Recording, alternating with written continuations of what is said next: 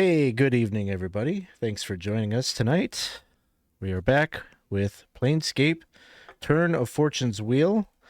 We are kind of in the later stages of this story, so if you've been with us for a while, you kind of know where these characters started and where they have come along to, and we are now sitting at the very heart of the Outlands, and we are actually exploring inside the Spire, but we will get to all of that in just a few moments here.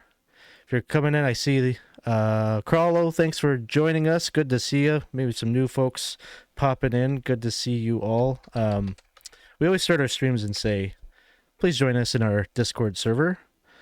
Link to that is in the chat. We do a lot of recruiting for the games that we play right in there. And hey, the fish, good to see you. Let's go. Yes, and the fish, I think, I don't know if you're actually running your own version of this right now or prepping it. We've got a group chat in our Discord of, I think, DMs that are currently running the module and some folks that are prepping it currently for their groups. And so we've got a little chat in there of people trading ideas about how we're altering things or how we're presenting different ideas and things like that. So definitely jump in there if you're gearing up to run your own Turn of Fortune's Wheel. Yeah, good to see you. Yeah, it's been fun chatting with you about some of the different ideas in the module. So appreciate you coming and hanging out. This is just one of a few different games we got going on this week.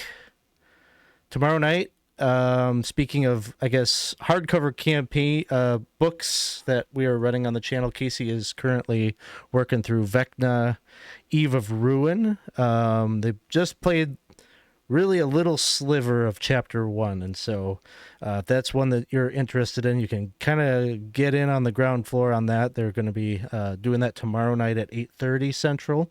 Come check that out. Or we've got a game on Saturday that you could actually play in if you're interested in coming on here. You're brave enough to show your face on stream. You can come and play Castle Zintaland with us. I've got a sign up for that in the Discord server in our LFG channel. That one is not 5e. That is, we play Old School Essentials on the first Saturday of the month. So if that's something that sounds interesting to you, definitely check that out in the Discord server. I think that's all we've got for announcements just now. So we will get right into the game. So last time that we were together, our characters had just recently finished getting all of the data that was necessary for the Mimir to show a new destination for the party to arrive at the Spire. I believe at this point you have deduced that the information that is basically contained within the Mimir shows data points, locations that were along the route of the Great Modron March some 100+ years ago. And it seems to have indicated to you that the next destination that the Modrons went to was the Spire at the center of the Outlands. You've grown pretty accustomed with this device that you have. This is a little crystal skull with cogs and wheels, machinery on the inside of it, but something that is also magically imbued. And Klak is taken to asking it questions, seems to have really, now that it's repaired, learned how to access some of the information that it has recorded. I believe at this point you've probably deduced that this item maybe traveled along with the Great Modron March once upon a time and recorded a lot of the information that the Modrons were collecting about the multiverse, as they do on that expedition that takes place every, whatever the number is, 200 there's some specific number of years that every so often they go and they collect information and bring back to Mechanus for what reason we don't know really, but You have that in tow. You went to the Spire and found that there is actually a little community that is living in a city that's built right into the side of the Spire. And this community is made up of a type of creature called a Rilmani that basically looks like kind of a very sleek, metallic looking framed entity, very alien looking, probably to your eyes. And they are beings of like pure neutrality, or at least this is what the Mimir has kind of told you about them. And they were not very willing to allow you to come into the Spire to search for the modron that you're looking for, Rome. But there was one individual that stepped up, a Romani named Issac, and she had some wanted posters that she had collected from mercy killers. It would seem that you're being hunted, looked for by a lot of different factions, and she kind of clued you into the fact that yes, you are being searched for, but her mission is to try to put an end to all of the glitching that is happening, and she knows that you are the ones that are dying and coming back, and that this has made a lot of people very upset. And so she believes that you are keys to solving that issue. And you coming here saying that Rome is a big part of you discovering how to put an end to this, she's decided to become your sponsor. And with her basically sponsoring you to come into their community, that has allowed you to come into the Spire.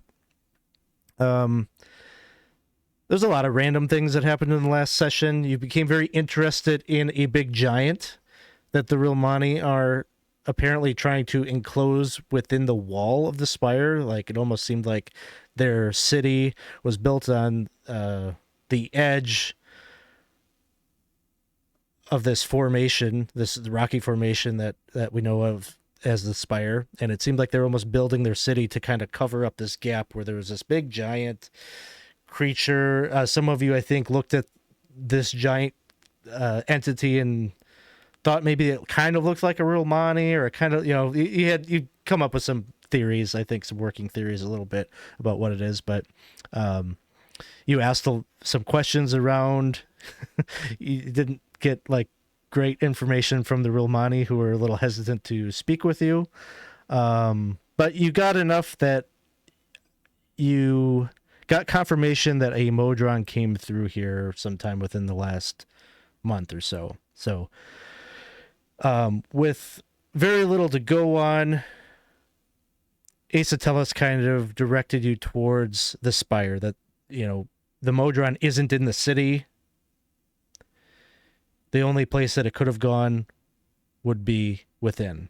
And so you have gone inside the Spire, which has brought you into a cavern that is almost beyond your ability to conceptualize, just because it is this huge, once you walked in and went beyond this giant creature, there's a cavity behind it that it turned out is basically this enormous cavern that leads into the Spire. And it is, you can't see the walls, you can't see the ceiling. It is just like the rocky grain of sand at your feet, and just unfathomable emptiness in front of you.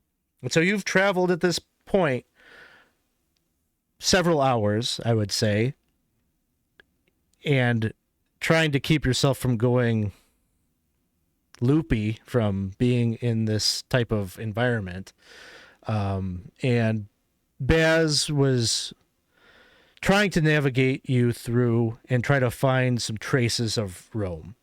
And so as this is happening, we're not going to, we had a natural 1, which natural 1 in 5e isn't really a critical failure, but for the funsies of it, we're going to treat it like a big failure. So we'll get to that piece of it, but I think before we get there, I want to entertain some conversation that may be happening amongst your group, because you're probably getting the sense that Issac is very interested in you and your story now that you're all together. And you can tell that she knows some aspects of your experience. She knows that some of you have died and come back again. And this isn't really a secret. The Harmonium, way back when you were level 3, Harmonium knew it.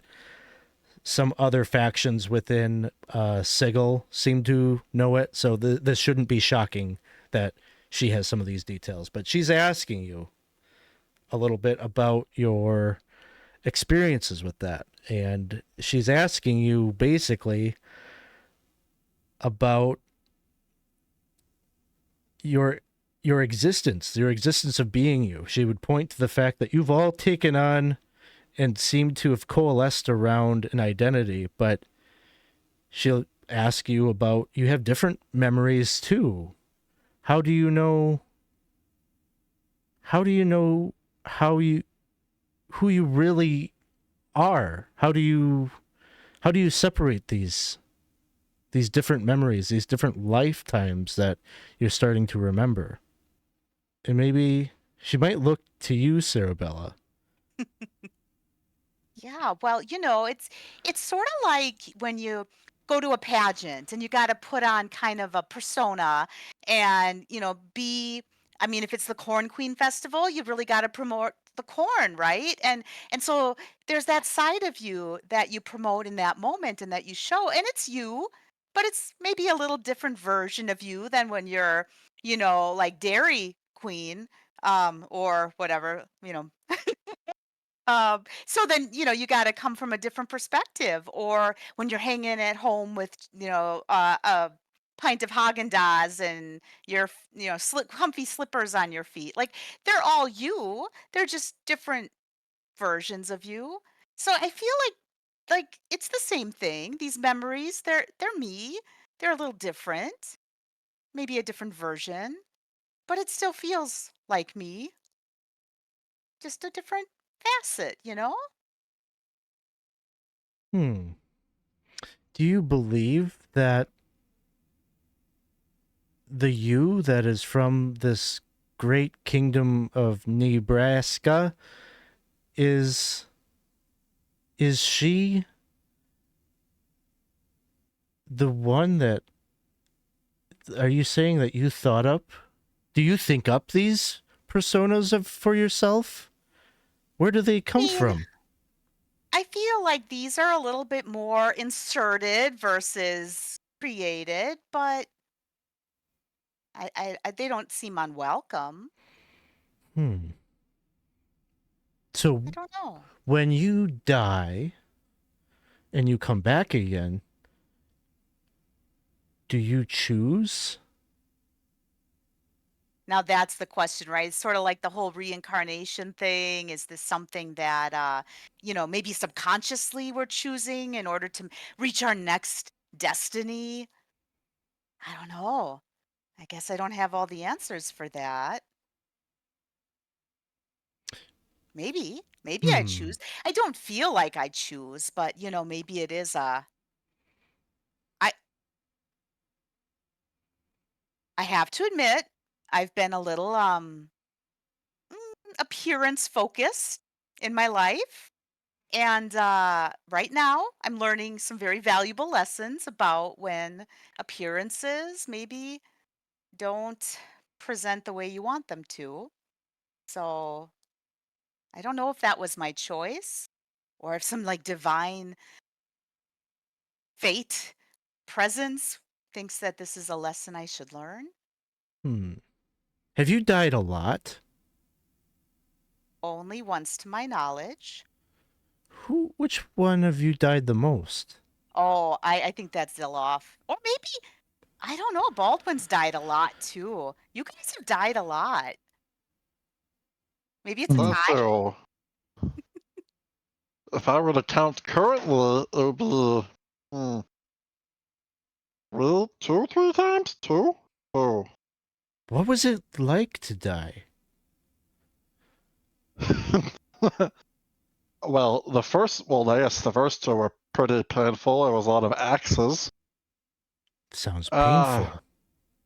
I mean, a little bit. Dealing here with an axe is not fun in most circumstances. But I guess it'd be hard to say it's not. I haven't only died twice, but more 3 times before. In my, original life, per se, I was once a completely different person, and then I turned into who I know myself to be. When your original life. Yes, So there is a start. I would say so. I think everyone has a start at some point. This is just a. Well, okay, so this is just a notch in the chain of my life. That is a very interesting idea, that there was a beginning and there was an end. Because you don't see that often in the multiverse. I mean, if we were to go outside and we look straight up, we'd be looking at that beautiful city up there. That is sort of just a circle. And some would say even the entire Outlands is shaped in a never-ending way. How do you know it's not a cyclical kind of thing? Maybe there is no beginning and end. Well, if you ask me, I personally like to think there's always at least something that brings a thing to an end. I mean, every good story must have some sort of ending. And, well, this desert seems vast, but is going to come to an end at some point. That can be true for almost any aspect of life. That is a Just wow. because we haven't seen it yet doesn't mean it's not there. You might be right. I don't know. I'm not going to take a position on that.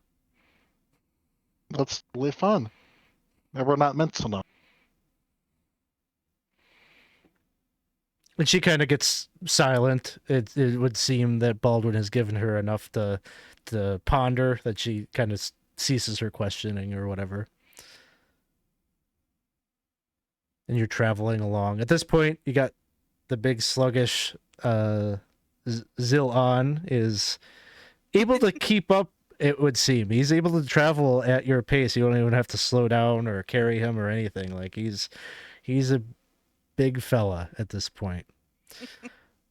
And he seems like he's kind of enjoying himself a little bit with the sand and everything. Like he's burrowing himself in, and this is a little bit more of a hospitable environment for his current form. And so I wouldn't say he's joyful, but he just seems less miserable than you normally experience him.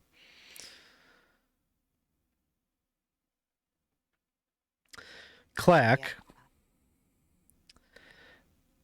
you are feeling really intense deja vu right about now. I think if I remember from last time, there was a BO scent in the air. Oh, that's right. There is a familiar scent. Did I say what it reminded you of? No, I think if you did, I don't remember. But I think in my own head, I was like, this must be the smell of a giant foot, and I need to get out of here. It's almost more than that. It is that, but there's something that almost feels like home about this desert. And as you're thinking about it, your memory of being a Thri-kreen and living amongst your tribe, I think you describe yourself living amongst a tribe or a clan or Yeah. some kind of a familial unit of other Thri-kreen. Like, you're beginning to get that sense that maybe this was where you lived. Oh. Now, in your memories, you kind of thought you remembered, like, sunlight, bright sunlight and everything like that, but all of your memories of whatever personas you've had have been kind of fractured. That's fair. And so you're starting to feel like maybe you just inserted that based on your assumption of what a desert should be like. And now that you're actually here, like almost like you yourself are a Mimir, your proximity to this place has repaired that memory.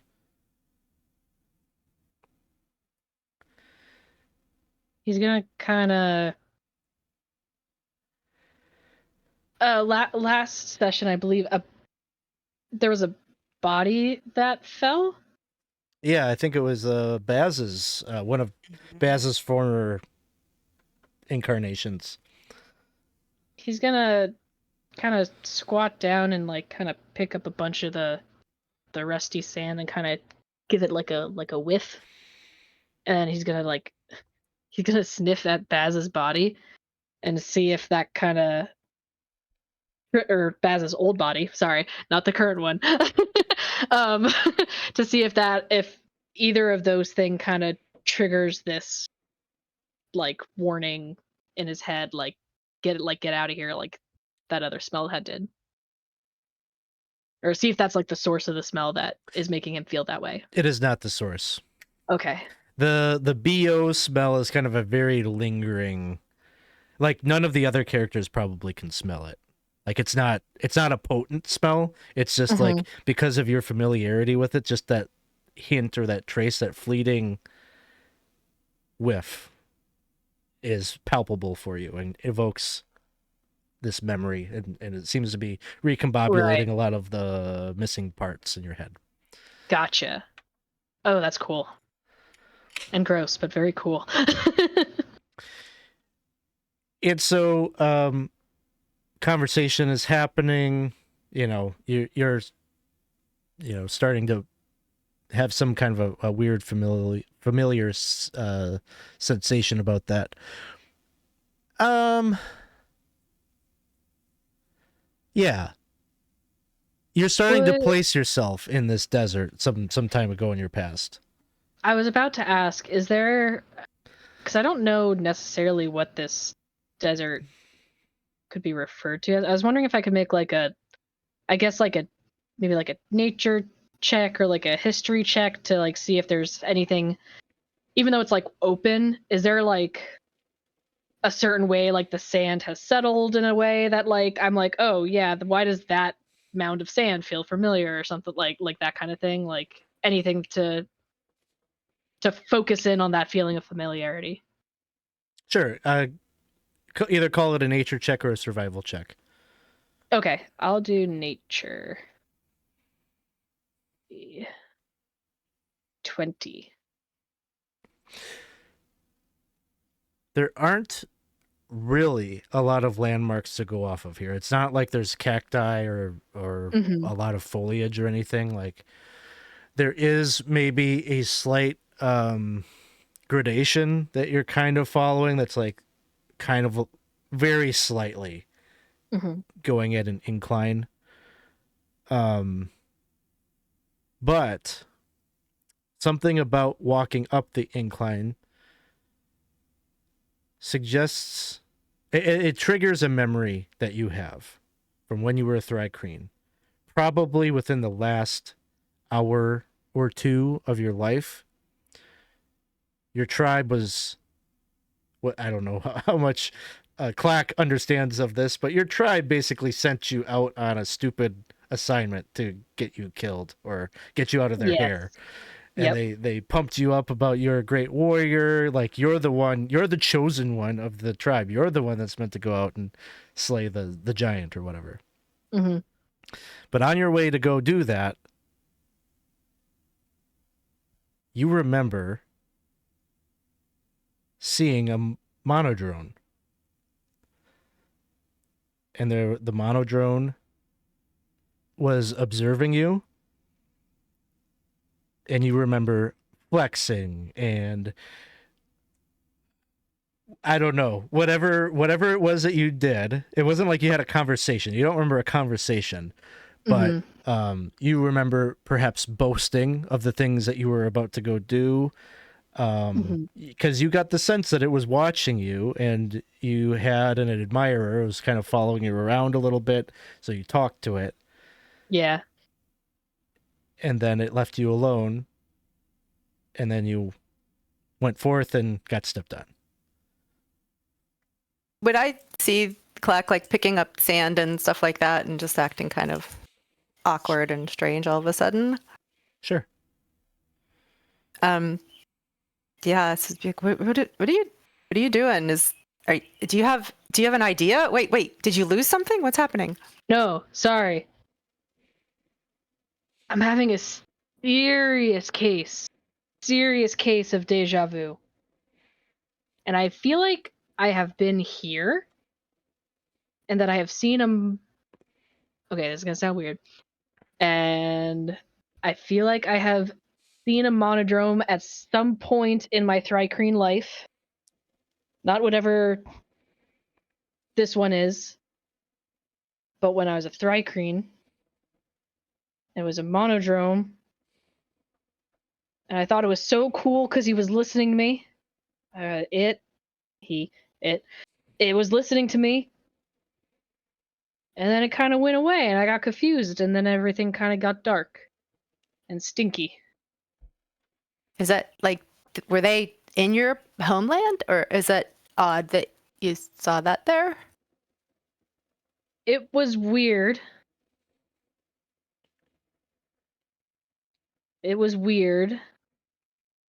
But kind of well. Actually, no, yeah, probably it would have been weird.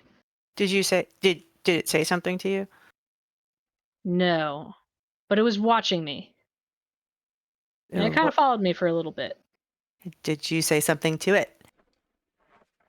I said a lot of things to it. I was mostly talking about myself at the time, and how I was going to go fight a giant. But it never really asked any questions. It just kind of was just following me. But yeah, something about the sand, and you know how like when you're when you're walking, you could just tell you're going uphill just because you could feel it in your legs. Oh, definitely, yeah. Like something, and then it. Can you guys like really not smell that? Like, you can't smell that like subtle sweaty sock scent in the air, like. Well, to be fair, we've been traveling a long time and the smells are not always the greatest. So I think I've just gotten a little nose blind to some of that. I mean, would we smell it? No. All I smell is sand. There's something about this that is familiar, and going up is making me kind of nervous. Like, I feel like we shouldn't be where we are. And he's gonna kind of look around, and he knows that's kind of useless because of like how expansive the cave is. Like, I think you've mentioned that it just kind of goes. But he is kind of like looking around, like, we need to be not here. Like, maybe if we go. And as you This say, we need to way. not be right here. Everybody give me a dexterity saving throw. As the sand beneath your feet starts to fall, and you realize that the path that Baz just led you to along this hill apparently is a sinkhole. Oh!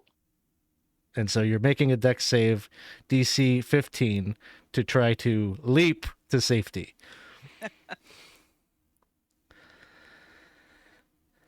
Oh boy. Ooh. Oh boy. Oh, there's no problem from you. Wow. Avengers lead the way. Mm-hmm.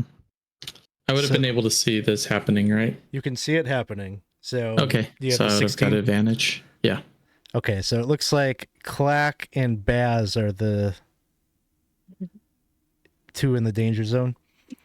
Just so sad because you were the two talking about it and most aware, and the rest of us react to it. Well, it makes sense that we're distracted.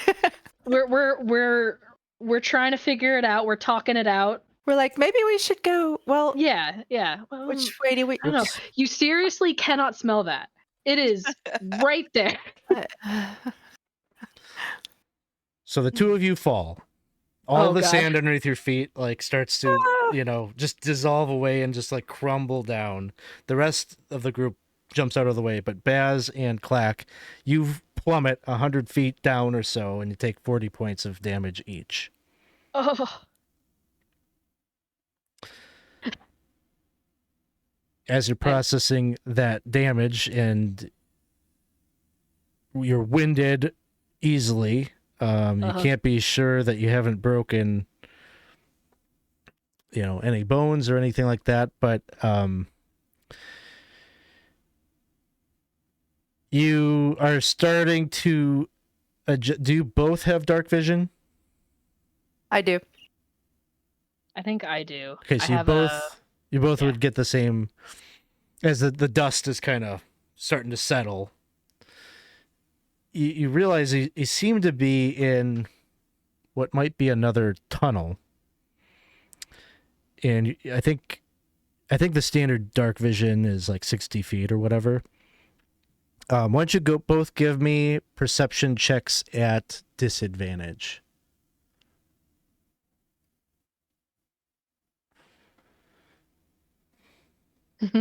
Four. Oh. Well, Baz with a 13. It's hard to see because down here, this other... It feels more like a tunnel because where the hole is, like you actually can see boundary around you, right? Like you can see like essentially like a wall for the first time. Like you haven't seen this yet. But then there is like a path forward that is all darkness. And you get a little bit of a sense that there is some motion or there's some movement in that direction just out of range of your dark vision. But for a split second, you feel like you saw quite a large form, but now you don't see it. Like something that was towering maybe 20 feet tall or so, but now you don't see it. But you hear a voice in the darkness say, "Hello? Are you okay?" And you see from out of the darkness, this little gnome steps forward with just a shit-eating grin.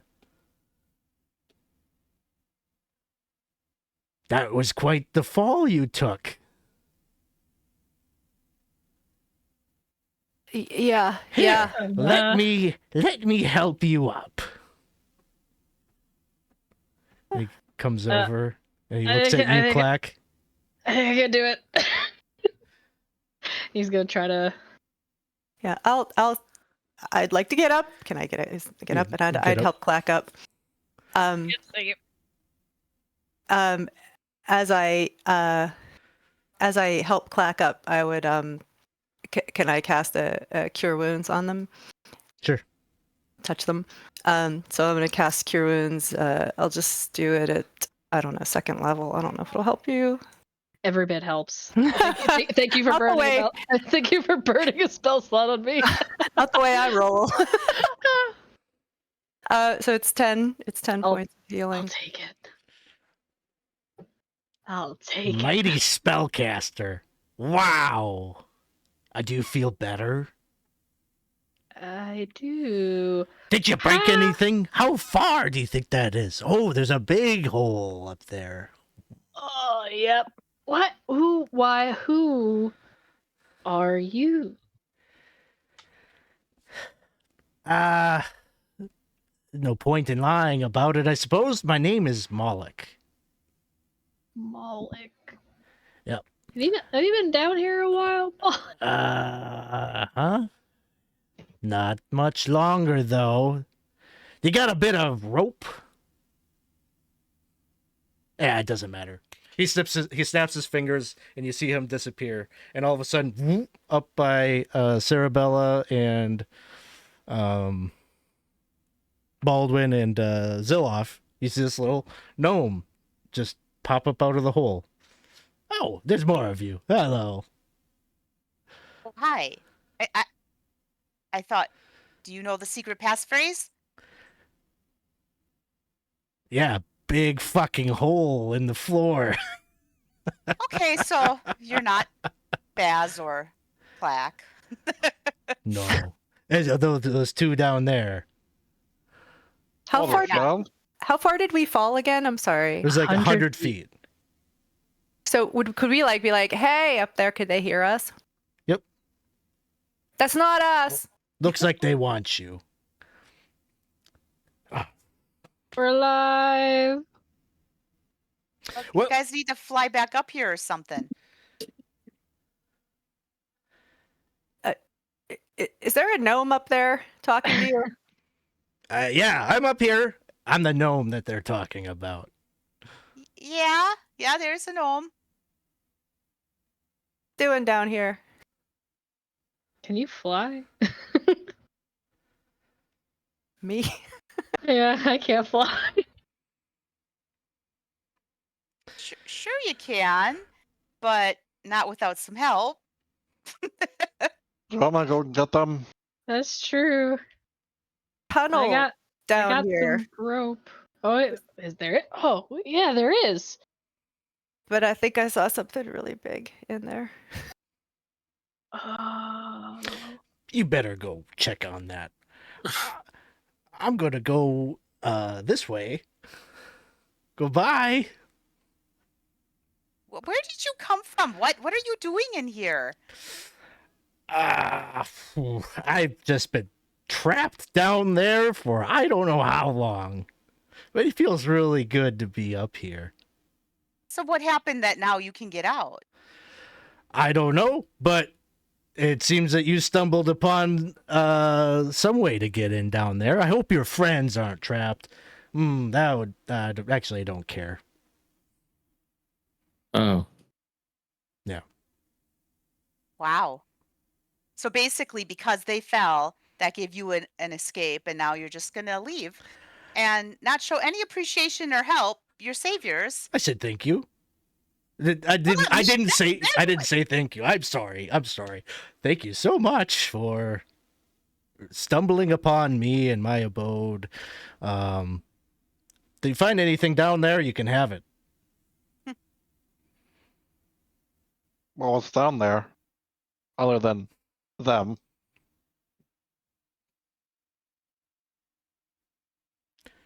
Big statue of a big, beautiful fella. Of a big, beautiful fella. I think so. I mean, yeah. Good looking, devilish man.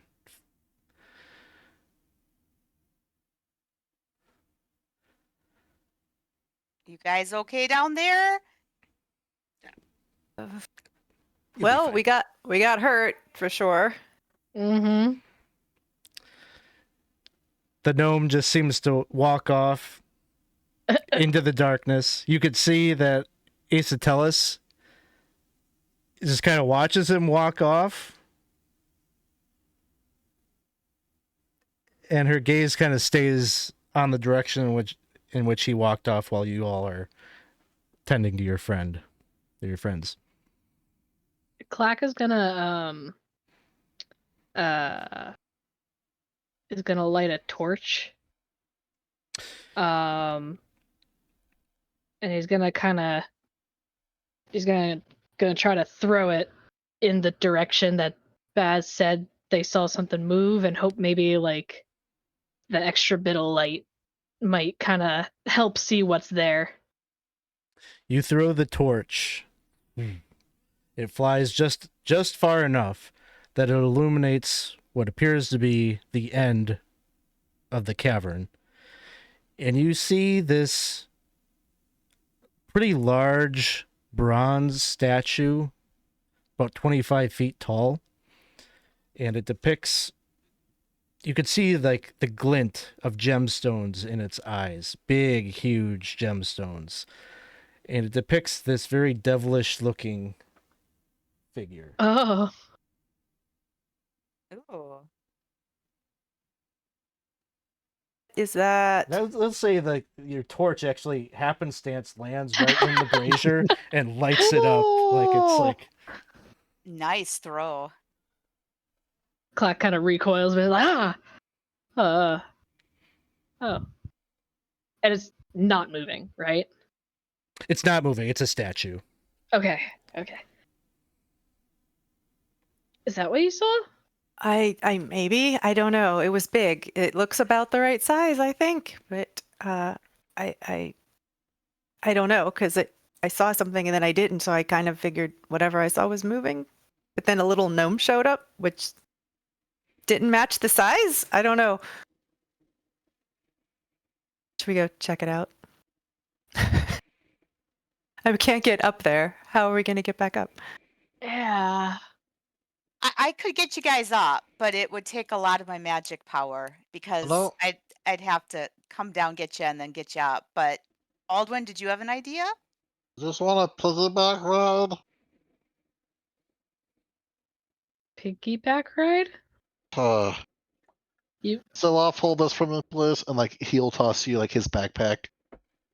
And just like have the bare essentials, and then he's gonna like stick to the wall and just start like wiggling his way down with his ooziness. I have a climb speed. So he's just start scaling down the hole. Okay. You're going to carry us back up? Well, You can do actually, that. if you get down here, look at that. Look at that statue. I'll get down and make a wet flood sound as my little squishy legs land. Well, that's not fun. Have you ever seen anything like that before? And all of my knowledge of enemies I faced, nothing that really just that luck. No. Things I go against are more tentacular. Makes sense.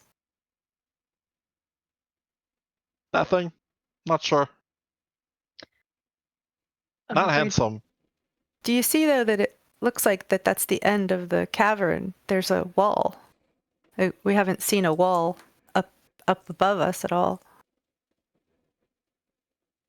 Well, unless you think that gnome just has been sitting in that room for however long it's been in that hole, there's gotta be more beyond it.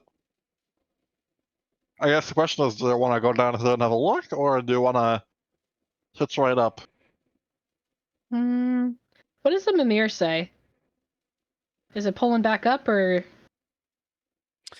Since you have come into the Spire, it seems like it has stopped pulling you. Oh. Just when I need you the most! He's gonna kind of shake it around a little bit. And he's gonna pet it and say, I'm sorry, and put it back away. I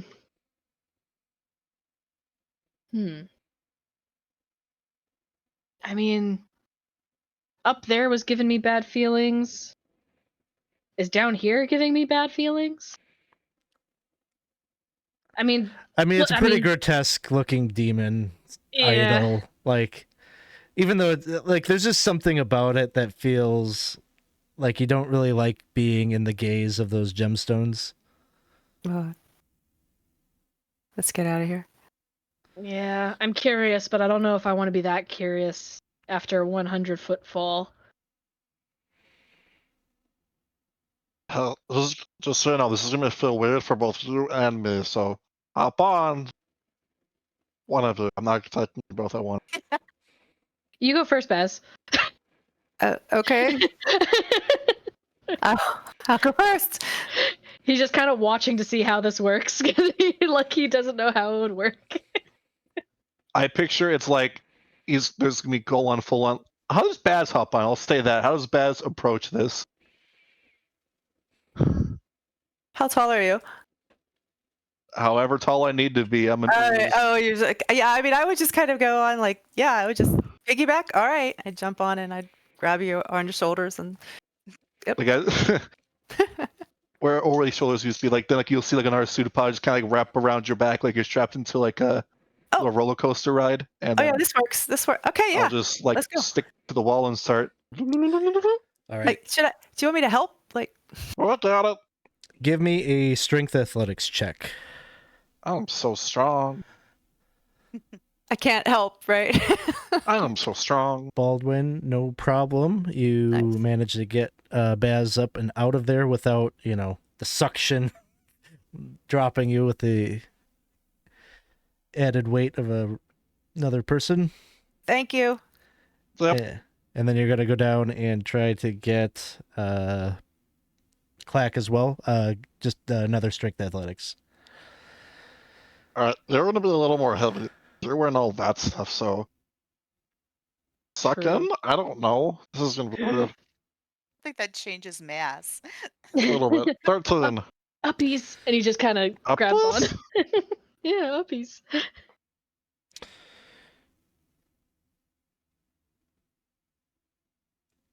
I will say that Clack, you both get up maybe about 40 feet or so. And Clack, you can tell that Baldwin is starting to lose suction on the wall. Oh shoot. It's Oh, your shoot. play to try to do something to maybe rectify this. Just stop shutting. It's about to be uncomfortable. You might have to hold on for a little bit longer. He's gonna. I don't remember what the walls of this looked like, but he's gonna take out a python and try to like hammer it in real quick. Okay. Give me just a straight dexterity check to see if you can make this happen fast enough. Okay. Nope. Unfortunately not. You kind of correct and jump off of Baldwin in time, but you end up falling again. Baldwin is still clinging to the wall, but ends up unfortunately dropping you That's okay. for this much. So 14 points. Ah. I'm sorry, Baz.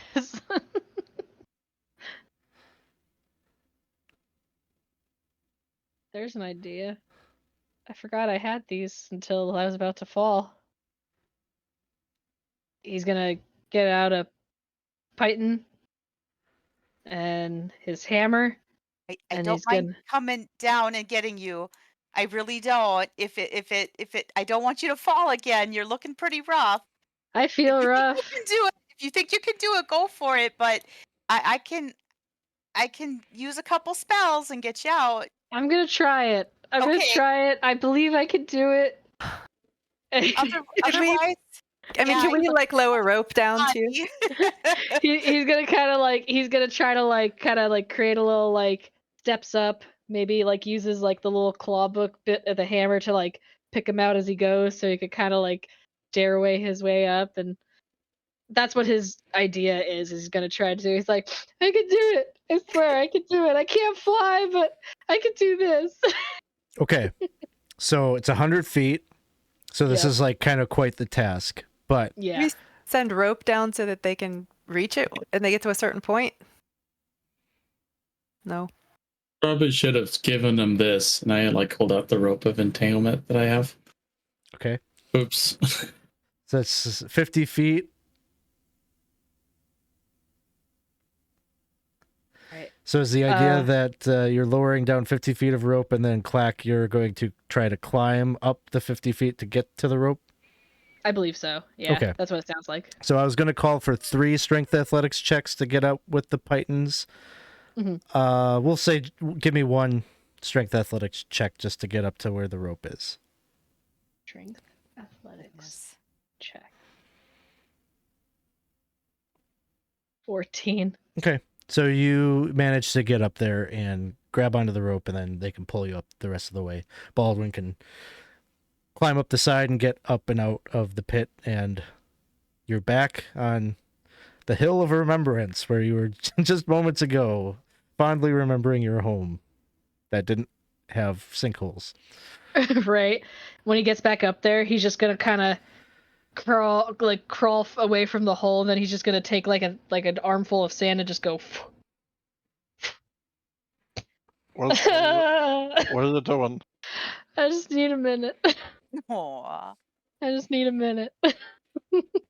I It- hurt all over. Isatelis is still kind of looking out in the direction where that gnome went, but she brings her attention back to the group and says, "Should we? We've been traveling for a number of hours now. Should we take a break here?" Yeah. I think I- so. I think that's a yes. The sand's really warm. Maybe. And you just kind of a break sounds nice. A short rest then. And she just like kind of goes to like the top of this little mound of sand that you're on next to the hole, plops herself down. And she just kind of sits like cross-legged there.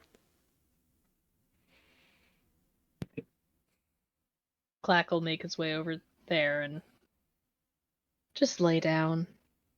Like, have you ever done the thing where you go to a beach and like you kind of like dig a little hole in the sand so it's like you have a chair in the sand? He kind of does that and like settles into it and just kind of goes.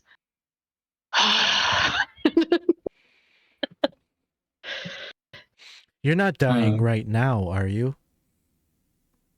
I was really close to it, but no, I don't think so.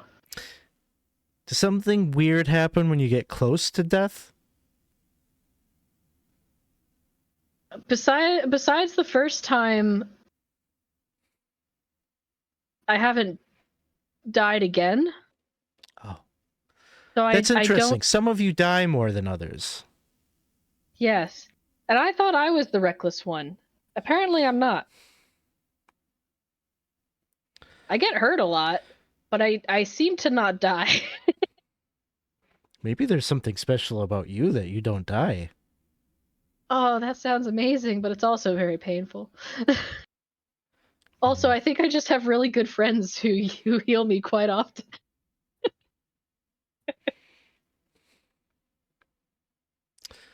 I feel like Baldwin or Zilloff would be the ones to ask if anything sticks out. I'm trying to think. I can't remember if I saw like the tunnel of light or anything that people sometimes say, or apparently I don't remember my life beforehand because I didn't remember any of this. So I don't know if my life flashed before my eyes or anything, but I'm remembering it Wait, now. you think you had a but- life? Do you think you had a life before? Because Baldwin seems to think there's a start and an end.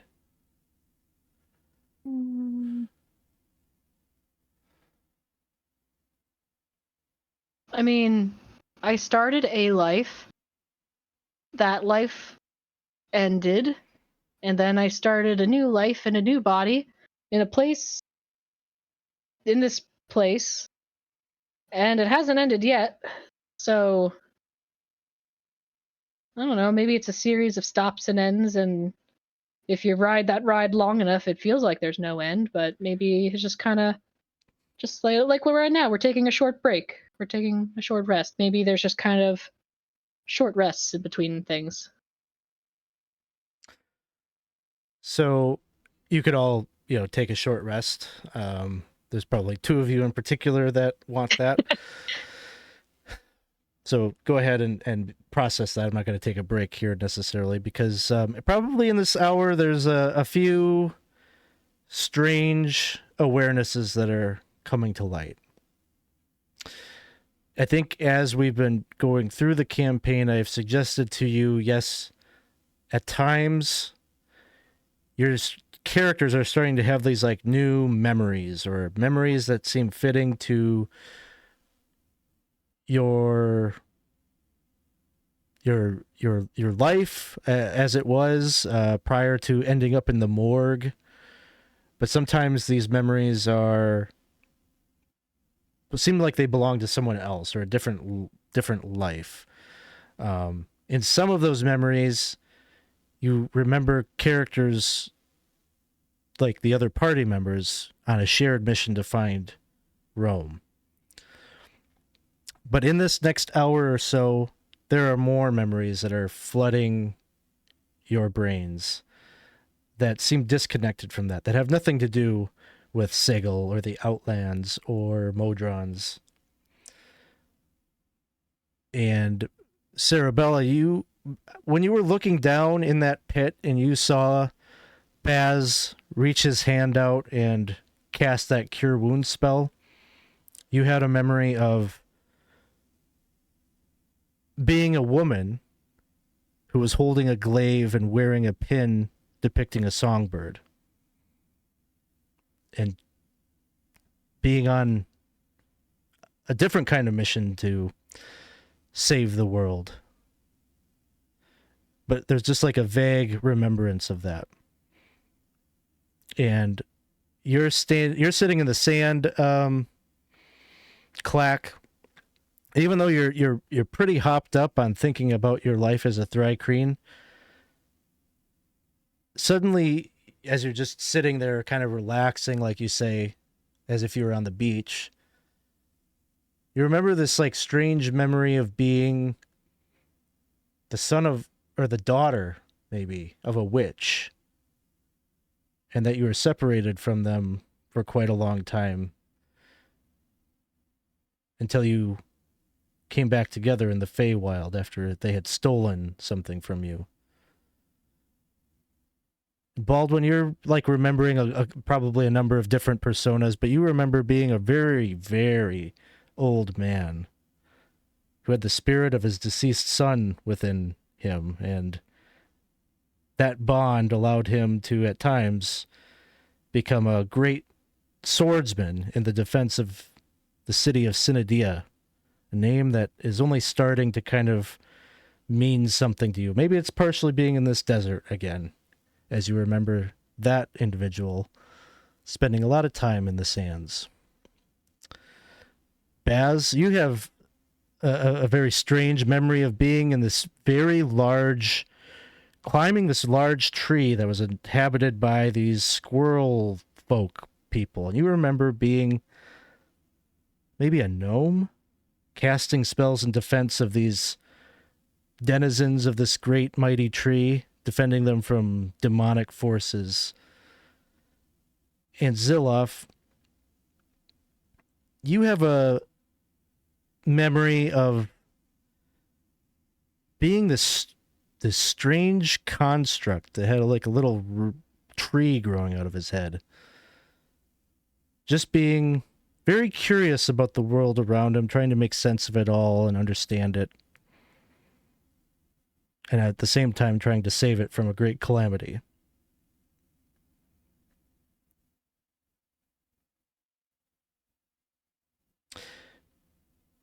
It's not like these are characters that you heard about in a storybook. These are like lives that you lived. And you all, the audience doesn't know what the fuck I'm talking about, but you Mine's all... on the wall with me. The chick Yeah. with the glaive. I'm like, wait a minute, I know who that is.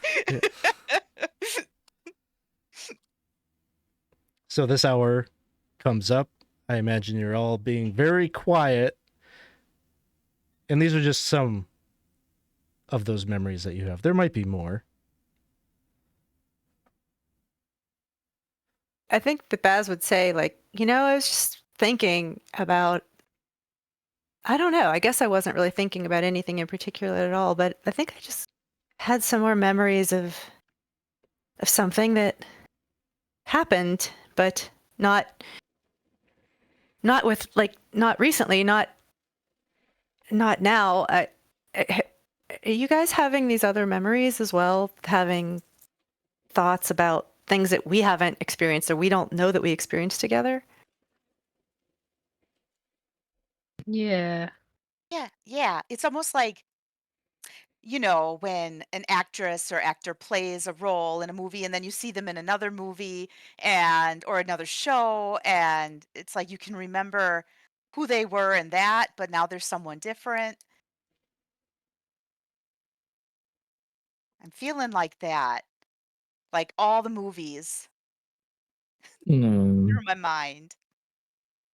Like these Movie. memories. Is that like dancing? A movie? Or Sometimes I forget. You guys don't have the same. It's like a play, oh. like theater. Yeah, Ah. you have that, right? Acting. I know theater. Yeah. Yeah, I had a similar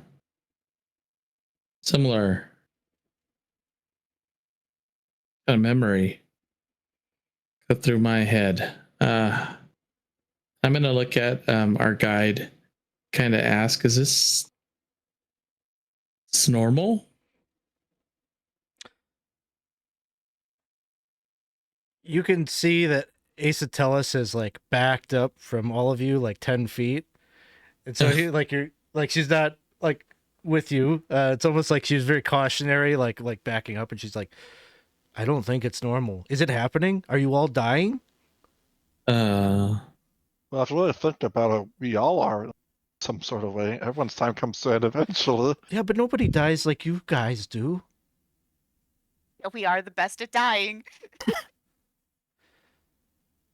So are you don't remember? You do remember these other lives. Wow. And this I is all feel like- happening to you all at the same time? Yeah. think so. I remember all of a sudden being a small green child. This is really weird, guys. Yeah. Oh, but there's a consistency. Are you always green? No.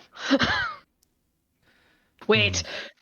What color are my eyes? I guess your Thri-Kreen version, I always made my Thri-Kreen green, but yours might not have been. I forget what I said they were. I think they were like... I think you said they they were were like like the rusty color. Yeah, I think I said rusty color. Although his eyes are green, so maybe he's kind of like, what color are they? All of a sudden, out of the sand pops up Zillon, who gives a very accusatory look at Zilloff and says, "See, I told you you're phony baloney. You're not me." What? Why do you say that? You said you remember being someone else. Yeah, I mean, I don't have that happening. I only remember one me. oh, well,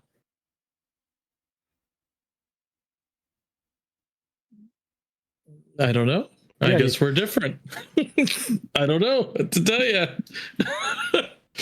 You're lucky you got other things to think about, other people to be. I only have, think about that. I only have the one. And you know how bad it is. Being me.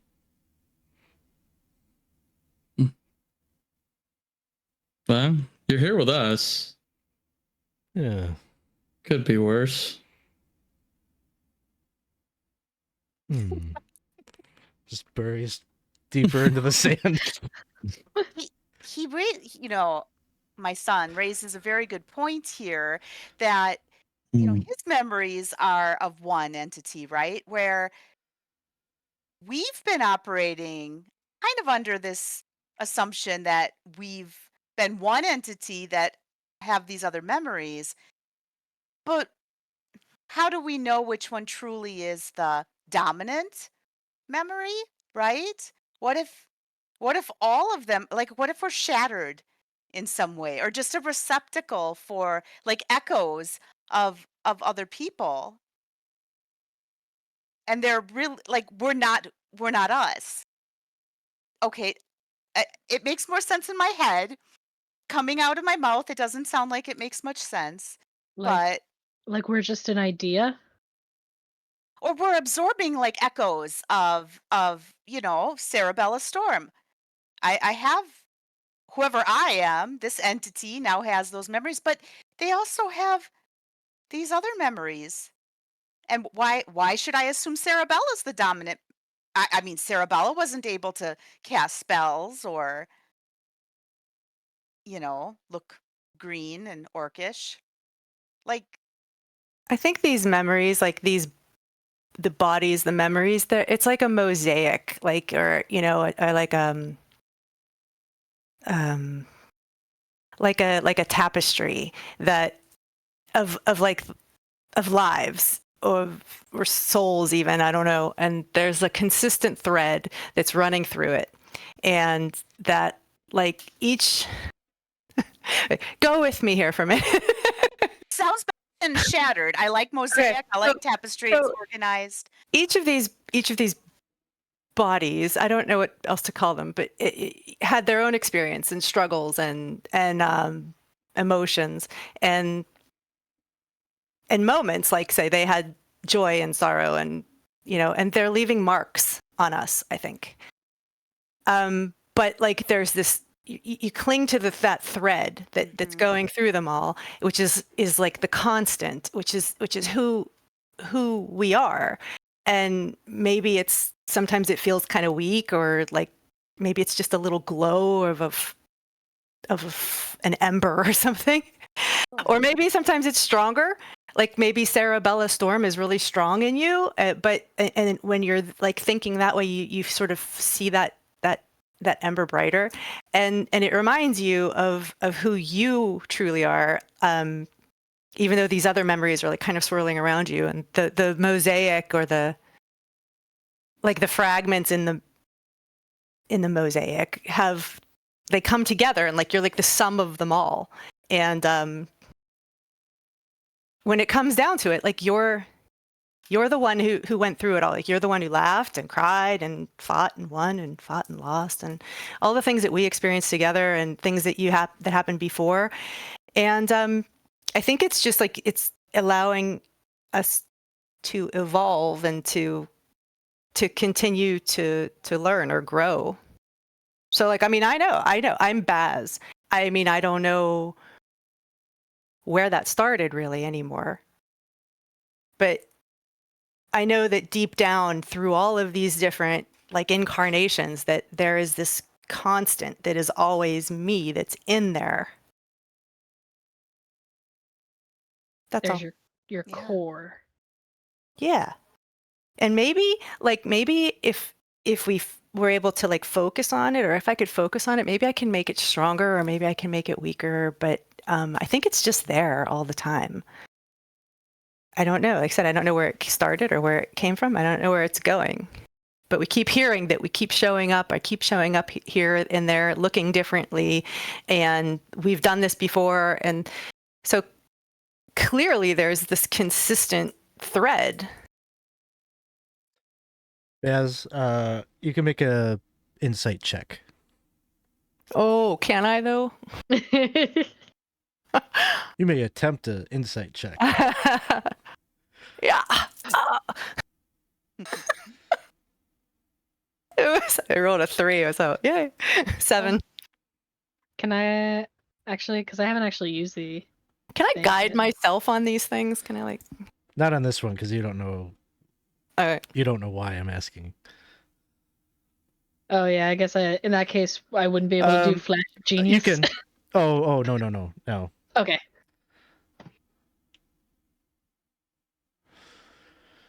Yeah, I'm following you a bit there. I guess the part I'm just confused about is if that core, that thread, or, whatever that energy is, if that is self, or if it's another concept entirely, and not like, like an essence of a different type, like a character trait, or, something different. Like, what makes it Well, wait a minute. personal? Have you ever, like, thought you were me? Well, no, that's not what I'm saying. I'm not saying that. I'm just trying to figure out what it is at the core that you're talking about, what that essence is. Yeah, because I've never had your memories, or Zilloff's, or Clack's, or Baldwin's. Like, I feel that's distinct and different. Is that true? We've never had each other's memories, No. have we? Okay.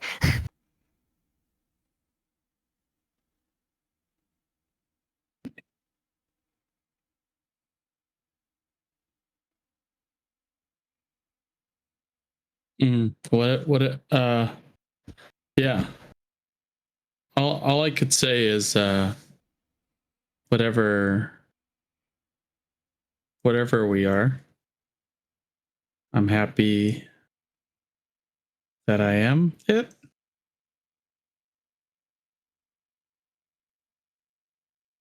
I guess we could enjoy it. And hopefully it lasts.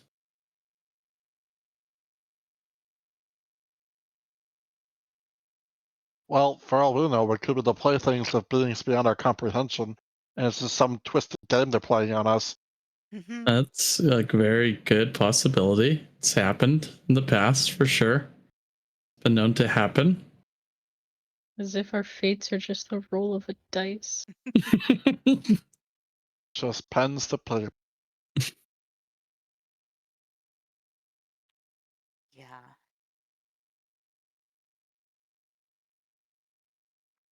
Isatelis has moved away from the group. She's probably standing 15 feet away from you while you're all talking about your shared experience. The hour has passed. She's certainly not of a disposition where, like, she's trying to urge you to go anywhere. But she's Is this just... the first time that we've all had memories at the same time? I felt like I interrupted someone, sorry, but Nope. I feel like there've been other times where individuals will have some memories, but this does seem somewhat significant that we were all experiencing that at the same time. Yeah. Do you think it's something about this place in particular, or? Well, if you really think about it, let's take this in a grand scheme. We've been to the Gate Town, been to Circle. Where are we now? In the center of everything. Literally. There's a spire in the middle of everything. Where are we? Right at the base of all of it. So who knows? Perhaps this is the multiverse's way of showing what's beyond the veil of our mortal comprehension that we can never possibly attain normally. But since we're here, it's unfolding? I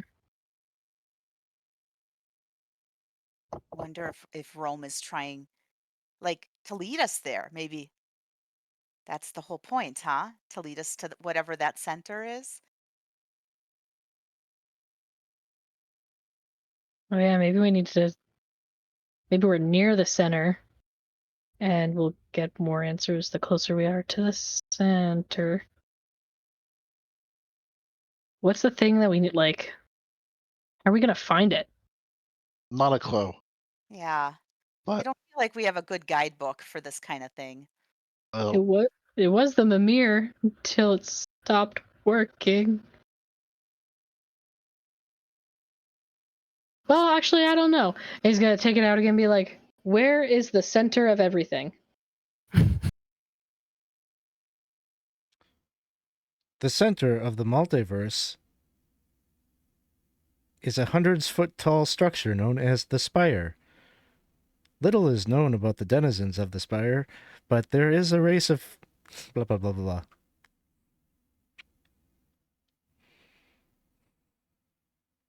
Do you think it knows about the demon statue you guys saw?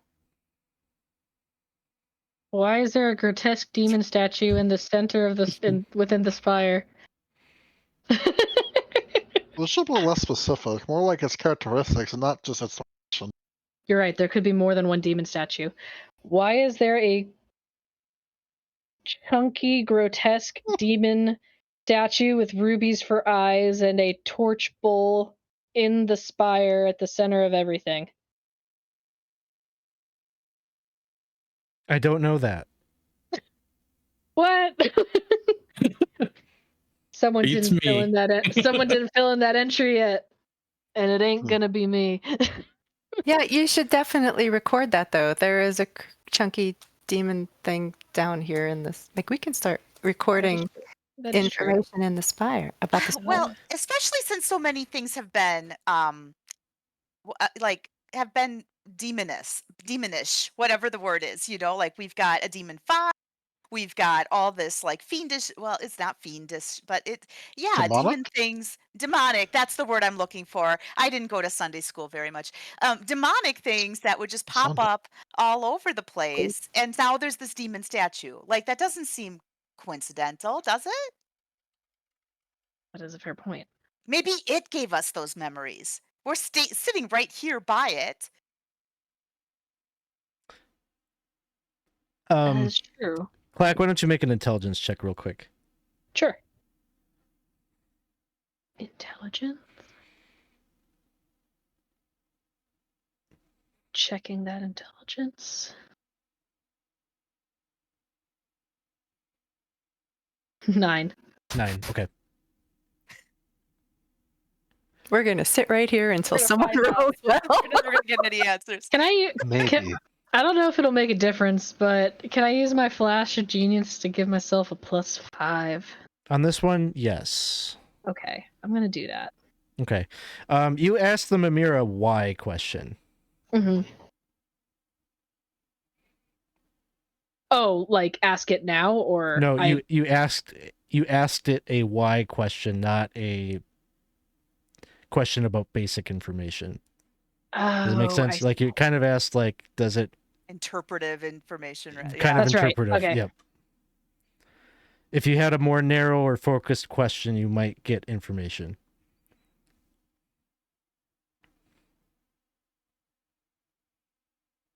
What is the function of a ruby-eyed demon statue within the spire of everything?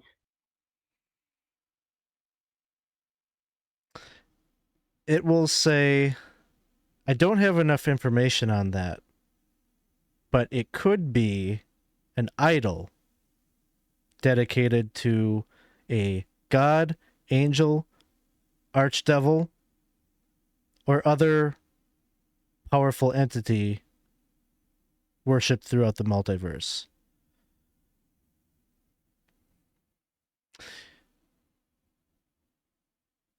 Actually, you know what? The Mimir was down there when you saw it briefly with the torch. So we'll say that that's enough that you will eventually arrive at asking it specifically what entity that it saw. Okay. And it would tell you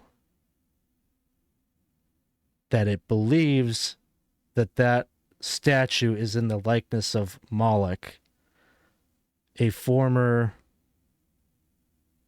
duke of the 6th layer of hell. What was the name of that gnome? Moloch. Moloch. Is that what Shemesca wants? I feel like this guy? I feel like that name was familiar when he said it, but I didn't know why. Oh, that can't be good. So, did we just let a demon out? What is Moloch known for? He is known for being despised by all of the other archdevils and having been cast out by the hells for his insurrectionist tendencies. Good or bad? We're gonna be arrested so hard. Arrested? That's what you're afraid of? You unleashed like a devil from the pit of hells or whatever, and arrested is the fear you have? Well, first we're gonna be arrested, and then we're gonna be burned because we're locked in a cell because we released an insurrectionist devil upon the plains. You know it's gonna be bad if devils hate you. And you are one. Aesotelis says, I wouldn't worry about that. Why? That sounds like something we should worry about. I think we have bigger fish to fry here. Okay, right.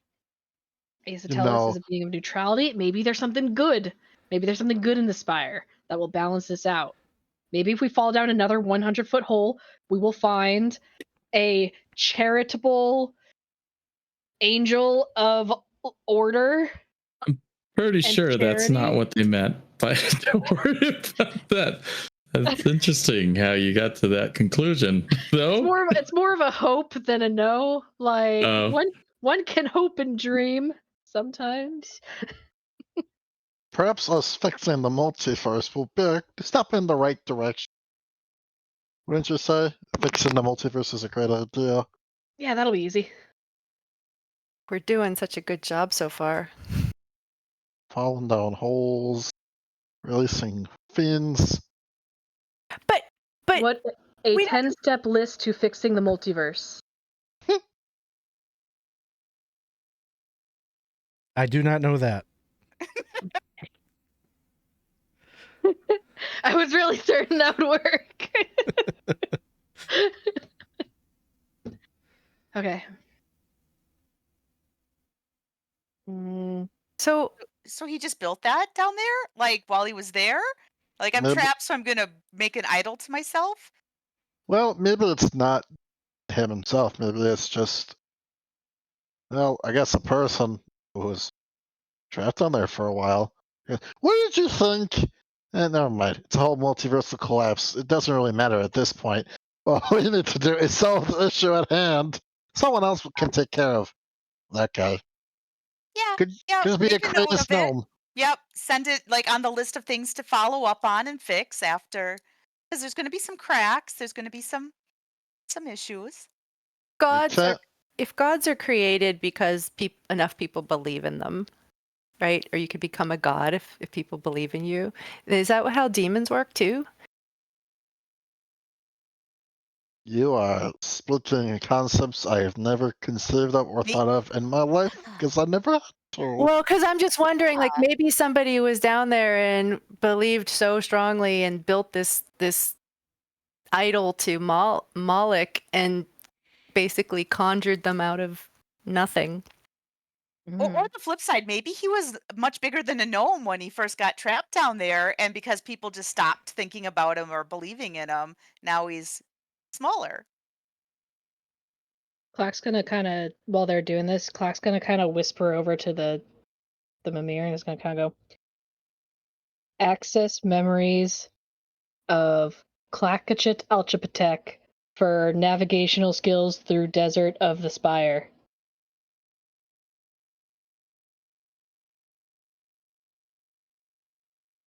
It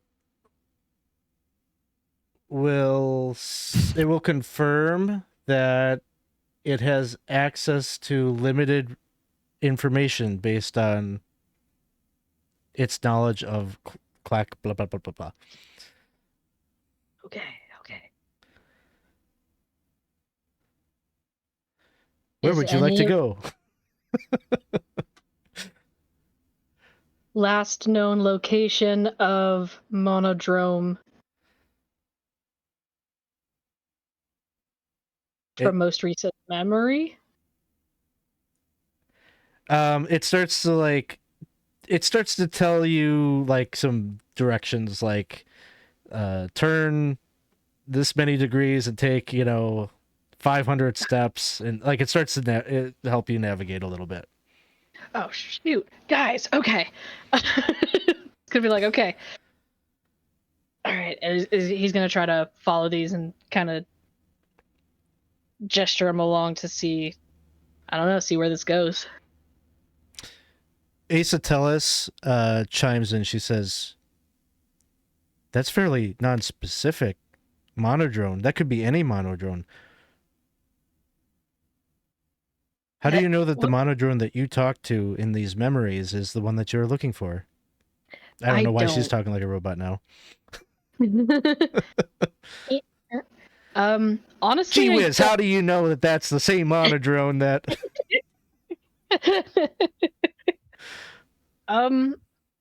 I honestly don't. It just seems weird that I have a memory of a monodrome and that we're hunting a monodrome. And when we were speaking to a time dragon, they mentioned that we have met a monodrome in the past, so why not in previous lives too? Which I understand is a very big stretch, but this whole thing is really weird, and I am just going on a hunch And it's already giving me directions, and I don't want to mess it up.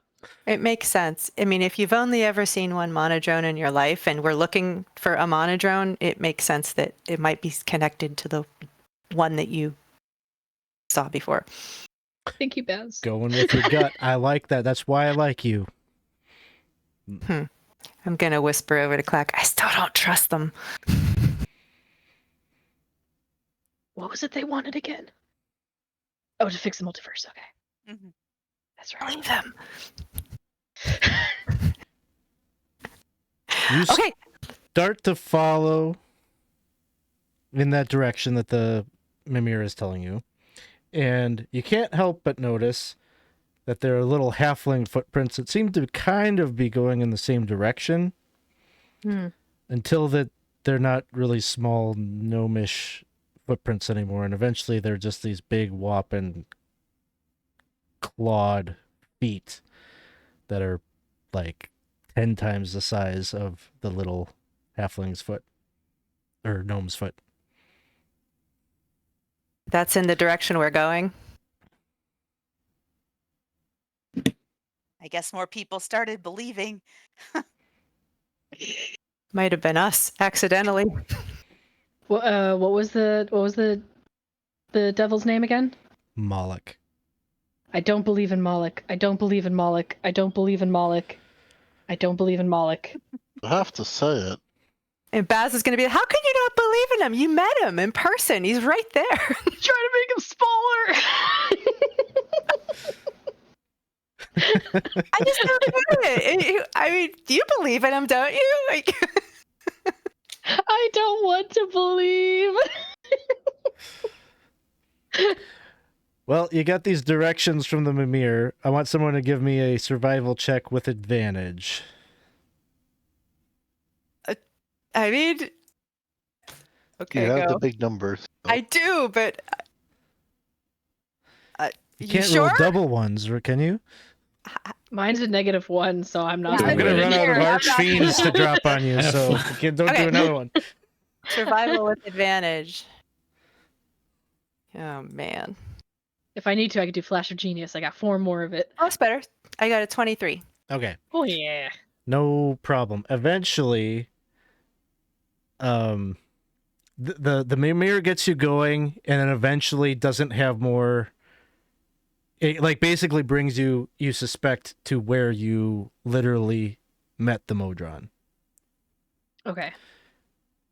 but you weren't maybe with it for all that long, and so your memory, whatever is recorded in this Mimir about you, doesn't have more information to lead you on. But Baz is able to use that and picks up on the fact that there is nearby a more limited tunnel for you to follow. You eventually find the wall,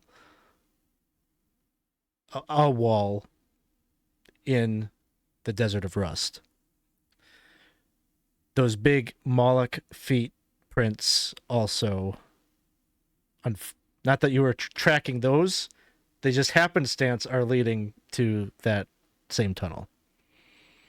Happenstance? Who knows? Oh. It's almost as if the multiverse is trying to tell us something.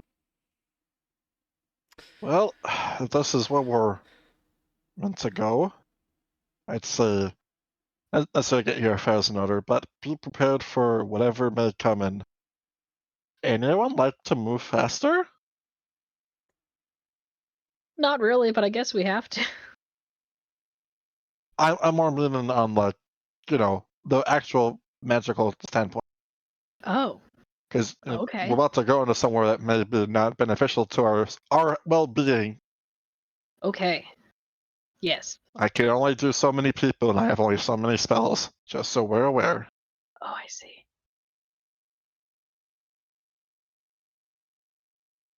I will let I'm you wishing to make that cast Long Shredder on some people. Oh. That's what I'm asking. Okay. What does that do? 10 feet to movement speed, and I can only pick so many people because I only have so many spells. I mean, I'm pretty good at getting around if I have to with a few of my spells. So some of those that need to move, faster. would I be think- better. I think I would pass on it. Thank you, though. I I'll would take pass. it. I would pass as well because I think my suit gives me like additional walking speed, so I'm already pretty fast. Excellent. I cast Longshooter at 2nd level on myself and Zilloff. That solves our issue. Roll me 2 separate d10s quick.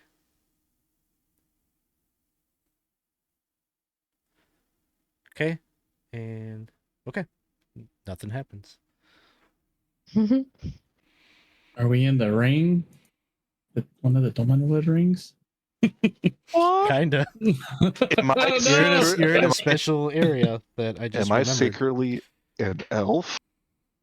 An elf slime? Oh no. So, with a little bit of gas in the tank for Zilloff and Baldwin, you all gonna enter this cavern. I would say the cavern or the tunnel is like 30 feet wide, 20 feet tall. Like, it is actually the most comforting you've ever felt seeing a tunnel because it at least gets you out of this limitless nothing that has been a little maddening. But that is quickly discounted by the fact that you're seemingly following an archdevil's footprints, not because you really want to, but because it seems to be the path forward. You enter the cavern or the tunnel, and it's a winding tunnel, but it never widens to the crazy degree that the Desert of Rust does.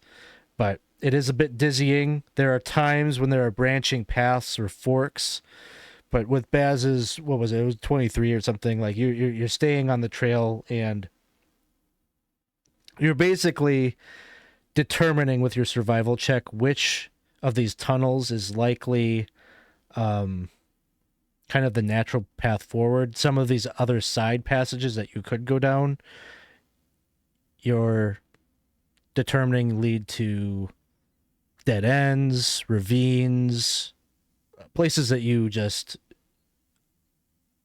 feel that the monodrone probably didn't go down. Eventually, there is a long, narrow span where the tunnel like kind of breaks out into a larger cavern. There's a ravine down below you and there's a gap of about 200 feet between the tunnel that you're emerging from and where it seems like it naturally should connect, other than the fact that there's this bisecting ravine. Fortunately, there is a metal bridge that spans the distance.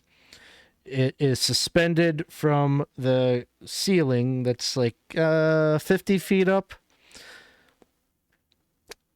and suspended by kind of these big metal cables. Like every 10 feet, they attach to the bridge.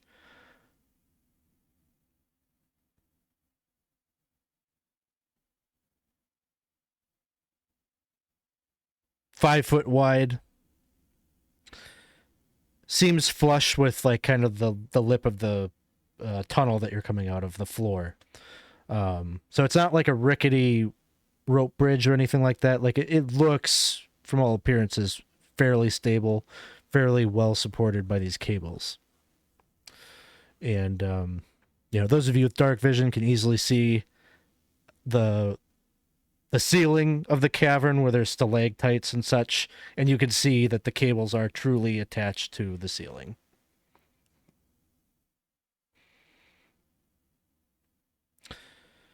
Is there any plants nearby? Whether from the brightest flower or just a little shrub? Roll me a d6. You want a 5 or a 6? Yes, right. There's like a little there's a little patch of like small capped mushrooms that are growing out of the wall.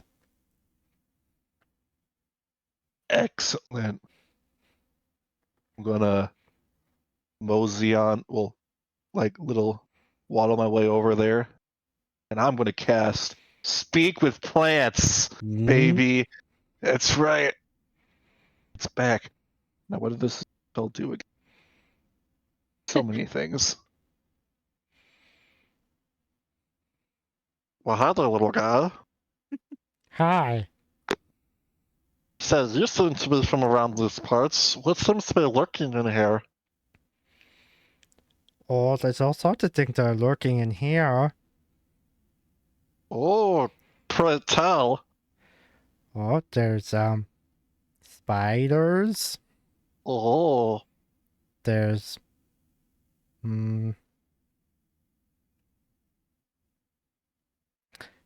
there's some big worms in the sand Oh. out there. Did you see them when you came in? I don't think so. Anything larger than you by like a lot. Oh yeah, just look up. You don't see any. You see like the rocky ceiling. What's up there? The big one. The worm? Oh, sorry. He's not a worm that's up there. He's what do you call it? You can't see him, right? Because he's not moving right now. But he's up there. He's been sneaky. Uh-huh. What's he like to do? Is he like a jump out and get somebody? That's what he's going to try to do if you cross the Oh, bridge. Oh, he's right across the bridge. Yeah, Was he's it never like- missed. He's never missed. Oh, so he's a local. Gotcha. Isn't any big, like really, some people may find them attractive in some senses. Big fella with quad feet. It wasn't my type, but I think I know who you're talking about.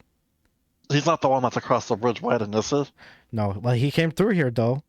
Oh, that's good. Yep, he looked right up at the ceiling, and then he laughed, and then he, like, teleported across the bridge.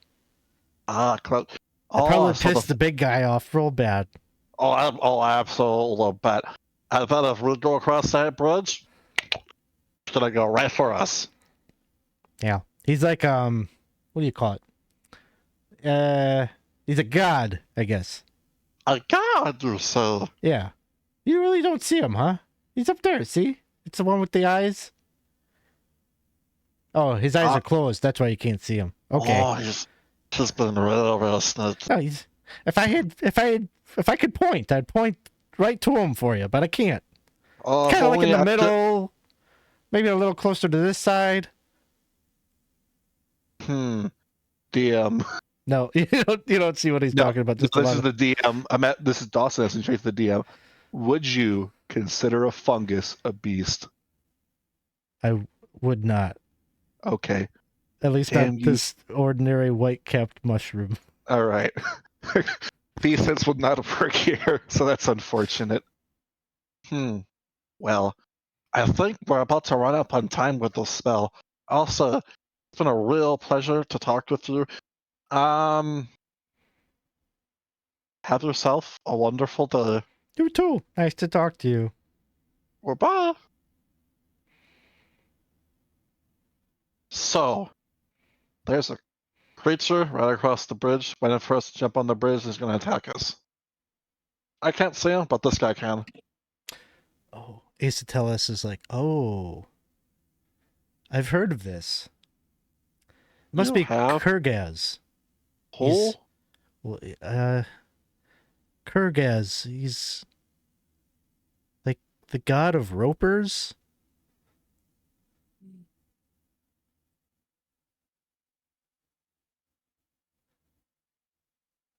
Not a very well-known god. It's probably why he's here. Don't believe in him. Nobody think about him because he's just gonna get bigger if we keep thinking about him.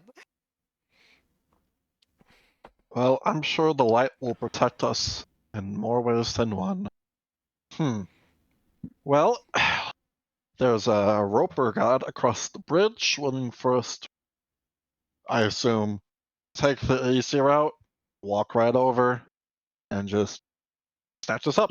You said they're across the bridge? Yes, they're waiting right on the other side. If you're asking the other guy to Malakdurk, he came in here, he's looked up, saw him, laughed, and just teleported away to their side. Or into old Spectre here. Well, anyone have any bright ideas? I don't know what a roper is, other than Three's Company, but that was a long time ago. So, what's a roper? Or what's a roper? Yeah. Ask the skull. Maybe it knows. One moment. One moment as I pull up the monster manual.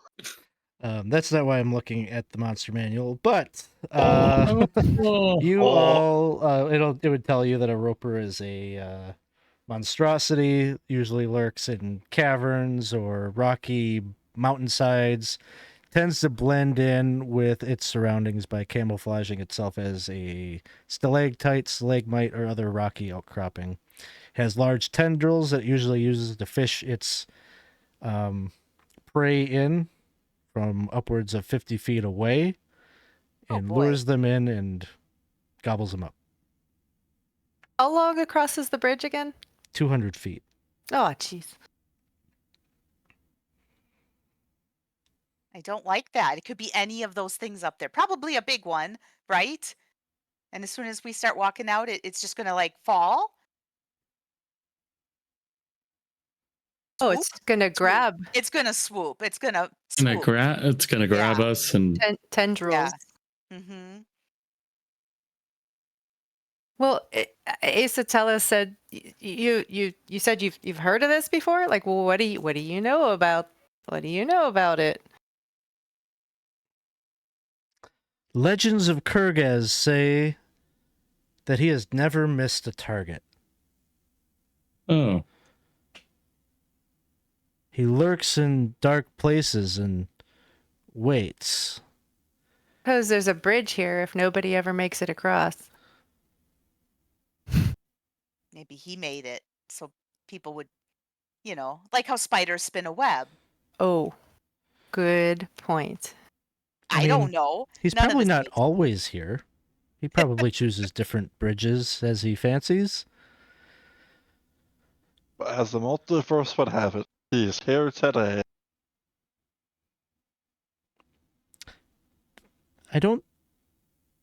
From what I have heard of him, he doesn't hunt for food, but more for pride. Or pride. What do we do, guys? We just start attacking every stalactite that we see? Like, that seems like that's not a very efficient plan. well, that brings up an interesting point. If it's how Issac would put it as, and what I would probably put as my local speak of a prize hunter per se, perhaps making ourselves, I would say, diminutive. I didn't catch that last word. What was that? It's all sounds diminutive, as in not worth. Yeah, I'm smart. I get that word. I know what you're talking about. Not worth a game, per se. I would say, in some time, would go hunting for mighty beasts when I was in healthier circumstances, but I don't hunt every squirrel or rabbit I see. You want something that's important, tiny. You want something that's worth your time. Can you do that? Can you make us look worthless? No. I can make you harder to notice, I guess. That's about it. Something. That's good. Yeah. Well, no, never mind. That would be horrible. Go ahead. I wouldn't think that. This is the brainstorming idea. Right. It's not a good. It's not a good idea. I should not. Every idea is worth listening to. No, it's not. Spark other You better thoughts. say it, or It was a spark, but it's not nice. I don't want to say it. Oh, kind of want to hear it now. Yeah, a lot. I don't think you do. It's the worm. We're gonna send Zill on the worm. Is that what you want? It's It was a spark exactly- in my head, but I don't want to act on it. It was just for a second to test your theory. Sure. But Like I a don't think it would be a good idea. Yeah. What if we threw a torch? How many hands, tentacles does a roper have?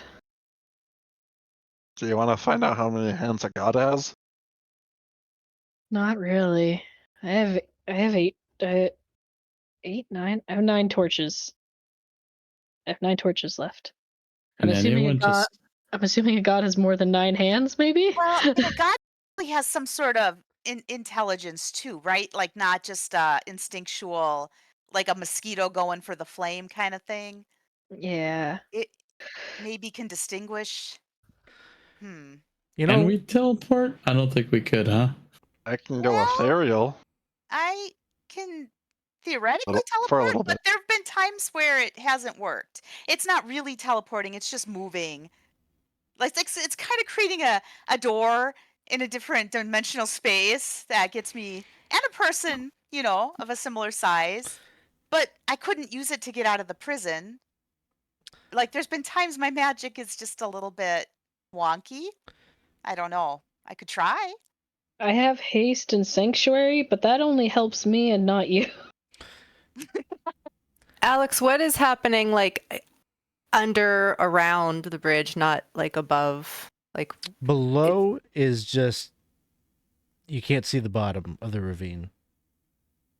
So just pitch black darkness below. Kind of like being out in the desert of rust, but now it's the floor, not the walls and ceiling. so we can see the wall, the walls. I mean, and there's the ravine. Can't see the bottom. We can see the top, but Can we see can't the top. bad guy. Okay. And how high is the ceiling above us? 20 feet still, or 50 feet. 50 feet? Just long enough for a tentacle. Isn't that convenient? Well, Could we go under the bridge?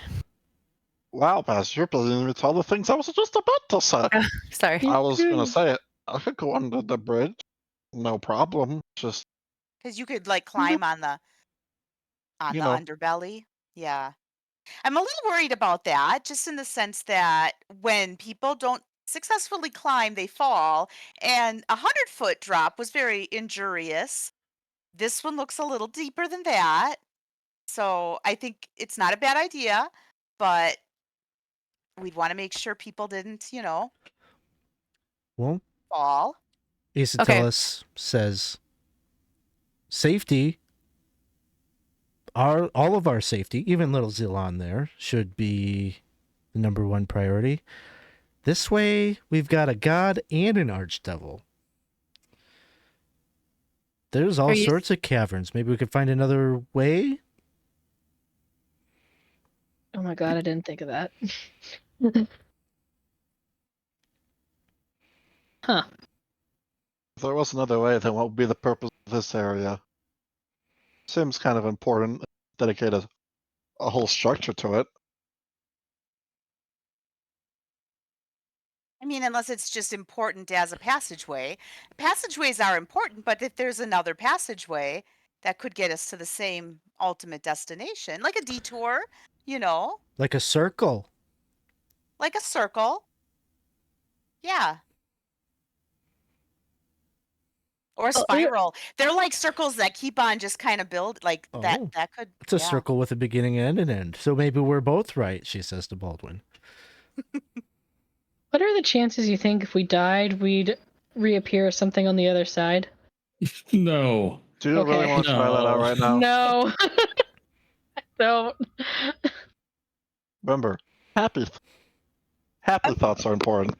It's not a bad thought, right? I mean, even if we fail, we probably will come back and be able to try again. So that's kind of a happy thought, in a Yeah. way. There isn't just a one shot at this.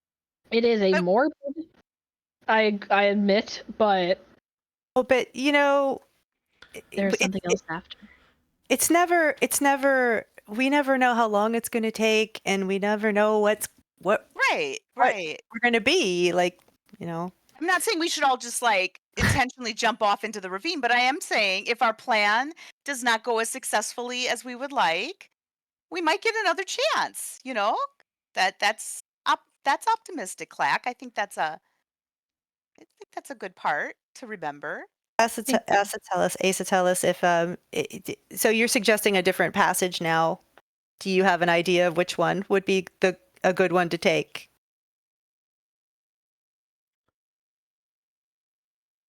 Like, I'm getting mixed signals because you didn't know which way to go, but now you're saying, no, there's plenty of ways across. Yeah, we could find another way. I'm sure of it. We'll find it. It might take a little longer. Yeah, but Yeah, but we don't know how much longer we got. This Archdevil's coming here for a reason. Yeah. You think someone just like him is just gonna mosey on over to a random tunnel in the middle of nowhere in the exact same direction we need to go? I don't really think so. I don't think so. We could just launch an offense at the ceiling. You know? Let's kill a god. Never missed his target, but we don't give him a target. We make him the target. I mean, that sounds impressive, right? It's impressive. I'll go either way you all want, but if there is another option, I would be all for it. As in trying to find somewhere else. I mean, that if there's other paths, the demon or devil or whoever they are, they've chosen just one.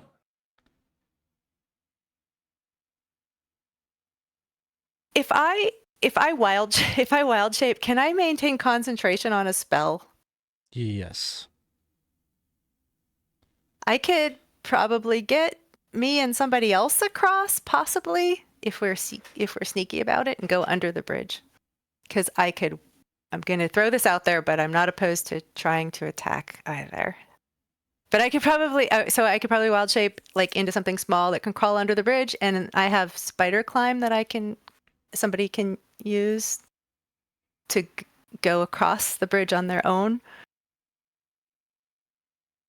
I think How far are the walls from the bridge? As they're looking out, like 100 feet on either side, minimum.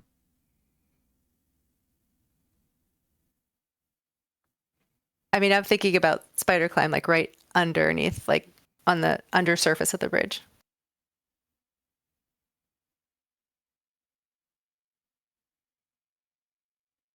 We've got quite a few people to get across, right? Because we've got, the 5 of us and our guide, and of course Zillan as well. So it's a lot to get across. So you could do 2, and Clack, you're saying I could do. I only really have something for myself, it seems, which is which would be the sanctuary and haste. So basically, you're going to try to run across the bridge. Yep. I have another thought, but the mushroom told me. He's closing his eyes. Perhaps if we just move quietly enough without making as little sound as possible, perhaps we could just walk right past. For I can make us pass without trace, as if we were never here. Because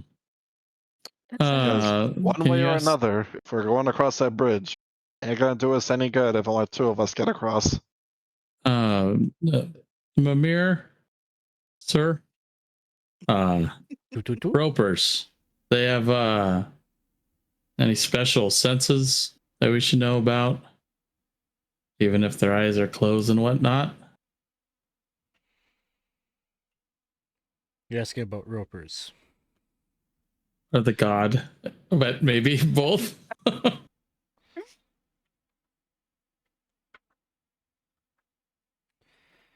I would tell you they have dark vision, that they have pretty heightened senses.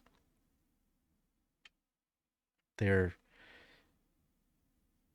biology makes them, or they're, they've evolved into the perfect Underdark hunter because that's where they lurk.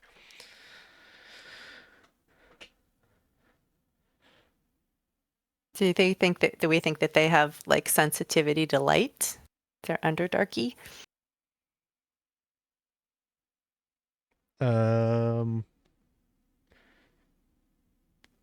Not particularly.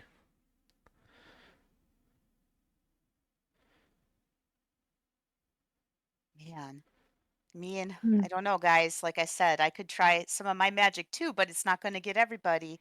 It would just get. I could make someone invisible for only a minute. It's really great invisibility. You can do all kinds of stuff when you're invisible, but it's only for a minute, and then I could try to zap somebody else across with me. That's about all I got. I like to imagine we're having this conversation just standing like right there, like so it can hear. Where it can hear us. Here's our plan. I'm kind of down for the pass without a trace option. I don't know why that one's given me a good feeling, and I think I can get. Can it get all of us? Or Yes. okay. All right. I think I'm going to ask you to force a choice because we're taking a lot of time discussing this one. All in favor of crossing the bridge, raise your hand.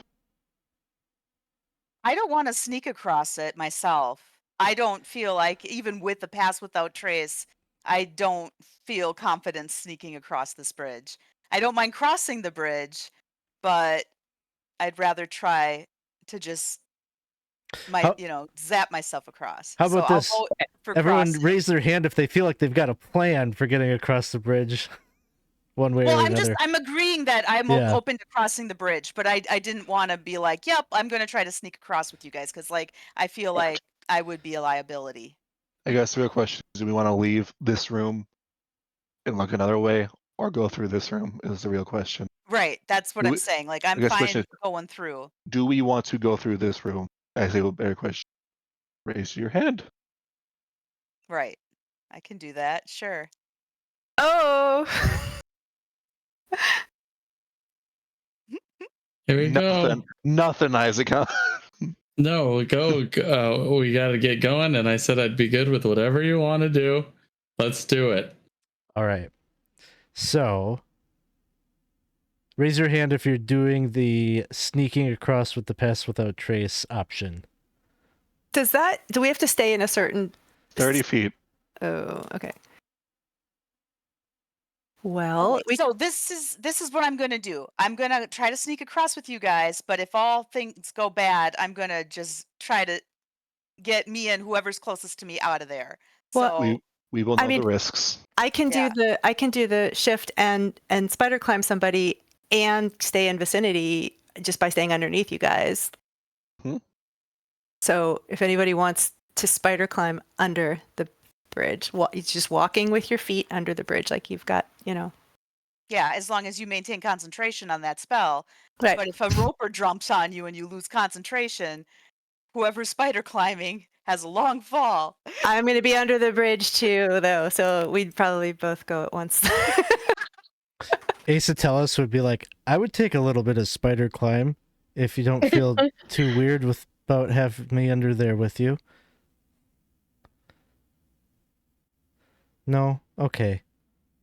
Not really that, honestly, to the party, not really that interested in using a spell slot for her.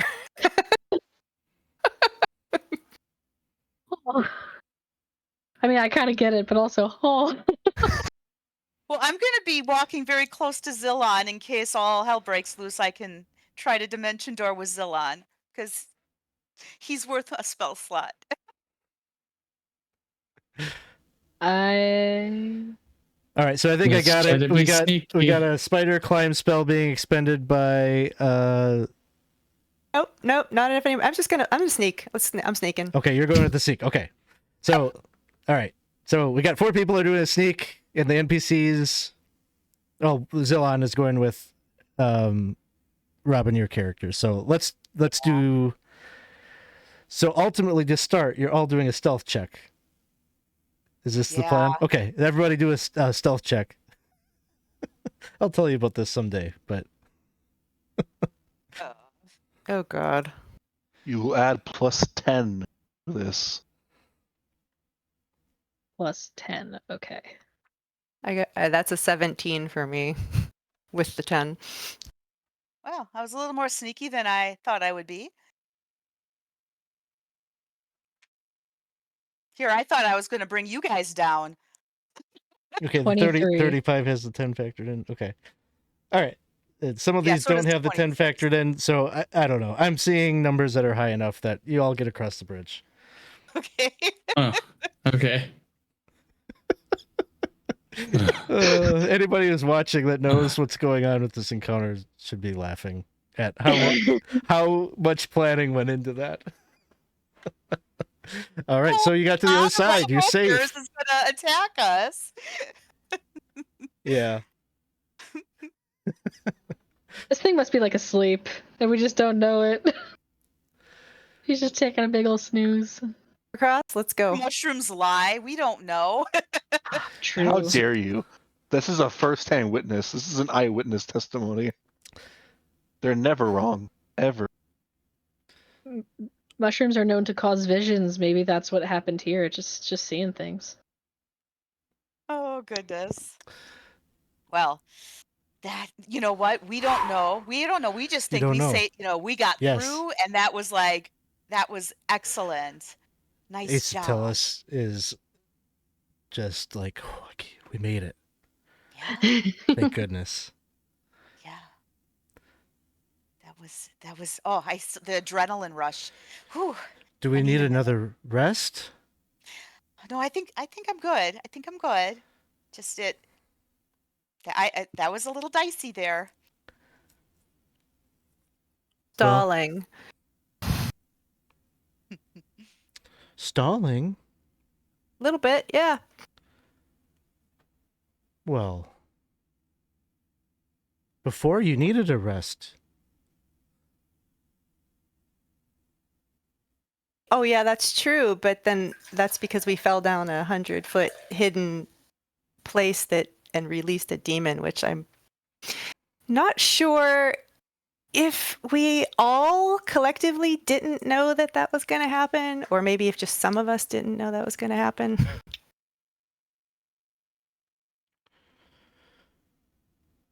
Well, we're on the other side now. Shall we continue forward? Yeah. Yep.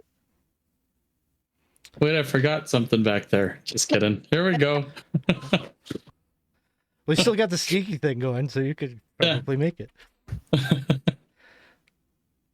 All right. So, you continue forward. Your sense of time is probably a little off at this point. You've been down here for what feels like at least a day. But fatigue isn't necessarily setting in, so no need necessarily to take a long rest. And the group has some heightened anxiety about an archdevil maybe having something to do with them, and there's a time crunch here that is pushing the group forward. But Clack, the smell is stronger. And now it's probably to the point that everyone else has been kind of complaining about sort of a weird, funky odor. Thank you, guys. I told you it was there. Didn't believe me?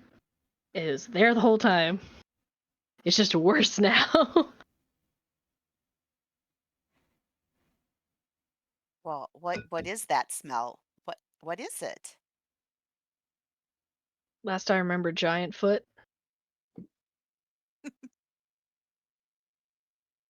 Or could be wrong, because maybe the human memories are meshing with the Thicreen, and maybe the human had experienced a foot-related death that is now mixing with this scent that I just don't know about.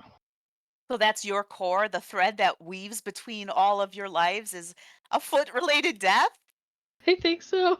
I No. hope not. wait, I hope That would be so Because it seems we're pathetic. headed in that direction. It's a bad smell. maybe it's a spell. I don't know. I don't think the little green horned child died that way. Although they did die, but was brought back to life after having their head caved in. I don't think I want that to happen either. No. No, all of that sounds awful. Yeah. What? Oh, I was crushed in some fashion, so actually that might be the Oh tie. my god, your tie is being crushed. That's terrible. My tie is being crushed in some way. Oh. So I'm Oh, going to that's give Clack a little bit wider berth as we are going through the tunnels. Where are you going? I'm just going to stand over here out of crushing distance, just in case, you know? I mean, the child was not crushed by a foot. I don't know what happened to the human, and a giant was involved in some way in one of those lives. I'm not sure how yet, but maybe both. But last time you smelled the smell, you ended up there was the sinkhole. So now we're I all did die. smelling it. Does that mean there's another threat, another danger? What should we be looking out for? The smell. I know you described as kind of lingering before. Is there like, as you like sniff around, like if Clack was to like move about and like kind of sniff, would he be able to like? Is it possible to pinpoint it's stronger in X direction, or? Yeah, like ahead of you, like it's getting stronger as you're traveling. Gotcha. Okay. The way that the fiend, the demon, the archdevil, it's coming from that direction. And possibly where our monodrome had ended up. Were Huh? you? Oh, you said you were crushed by a giant. Was it like infernal or demonic? Is that the smell we're smelling? Is like a demonic smell? No, it's like a BO smell. Like it is a lived creature odor. But it's not okay. So it's not like associated with. Not sulfur. Someone need a shower is Yeah. what it smells like. It smells like a gaming convention. Ugh. Oh no. Ugh. Oh, this is disgusting. Oh god. What See, a I knew giant that was gonna foot. evoke something. I can taste it in the air. We must move forward, though. It's No, please, I don't want to go that way anymore. Don't even have a nose. You've said this how many times? Yeah, but I can taste it all. That's vile. That's even worse. How do you think I feel? Everything's a mouth. everything's awful. So, just moving forward. Yeah, I guess let's move towards the stank. All right. About 30 minutes later or so, the tunnel enters into a broad cave, very humid air. The walls look like they're covered in thick mold. And at the center sprawls a greasy, gray, wart-covered giant who, Clack, you instantly recognize. Around him, he's just kind of staring into the darkness. As you had like a torch or a light out, or are you all traveling just with dark vision senses? I think with dark vision. Or I we all see. have dark vision? I'd be content to travel with dark vision if we all have it, but obviously, if someone doesn't. Does Clack have dark vision as a human? You don't. Goggles of night from one of the infusions. Okay. So it sounds like nobody needs light, so you're not necessarily coming into light, but you still probably get the sense as you're entering, maybe he doesn't have dark vision because he doesn't seem to notice you or be looking in your direction. He's just staring kind of at the wall, definitely way above where you're standing. Even kind of looking up from his vantage point. So he's sitting, but I think Clack, you remember him to be at least like 30 feet tall. And so he's sitting down, but he's looking up. And around him, you can see there are dozens of these like carved figures and all of them look sort of amphibian-like, almost like kind of quasi-frog-like features, big bulbous eyes, creatures that have like gills, kind of like various things that are somewhat like toad, froggish looking, and maybe some fish-like features. These are all like tiny, well, small. In comparison to the giant, they're small. So you're all standing at the tunnel that enters into this broader cave.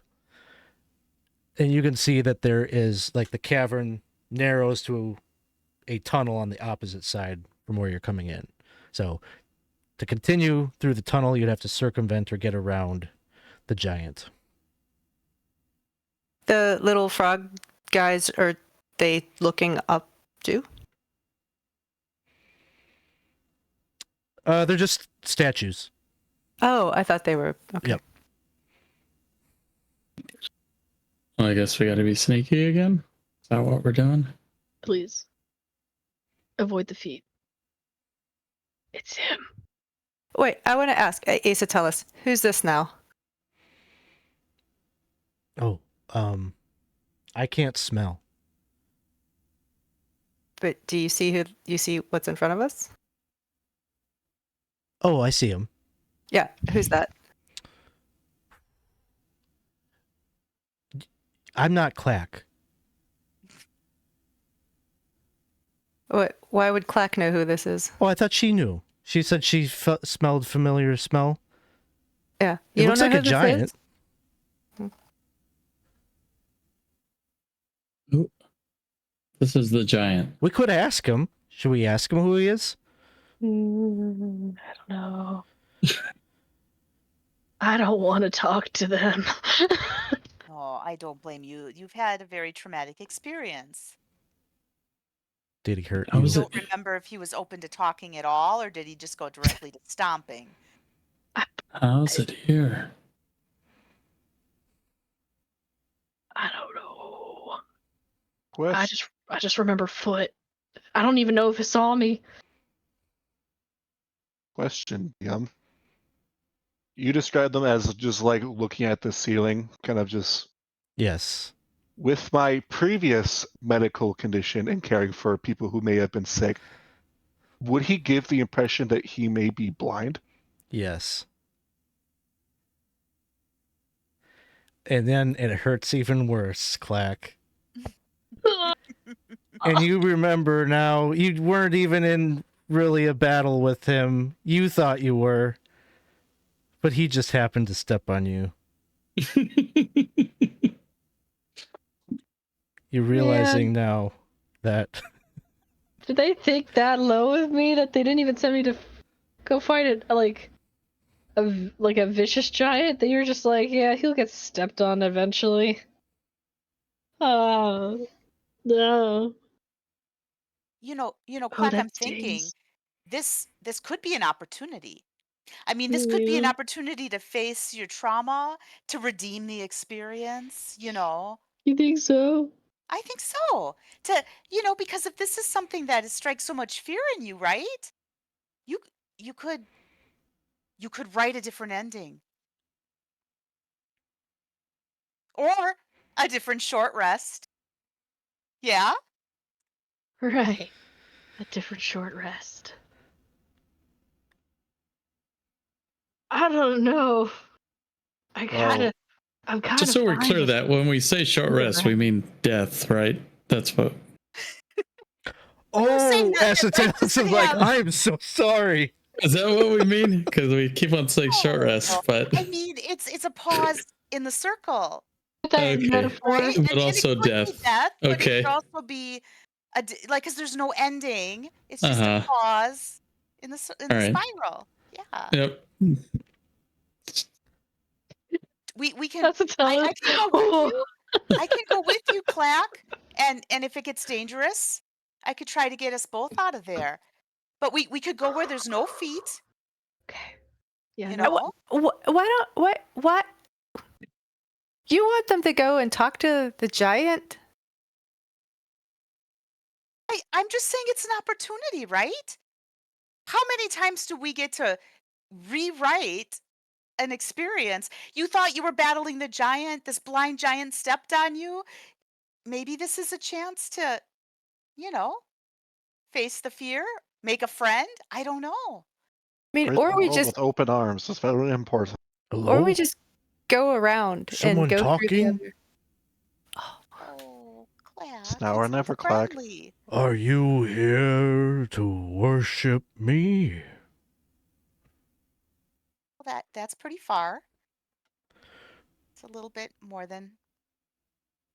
What do you think, Clack? Who are you?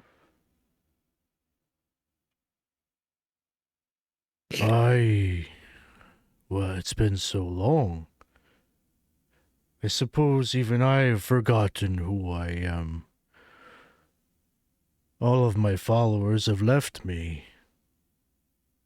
Kind of sad. What do you remember? I remember the croaking. I remember the swamps.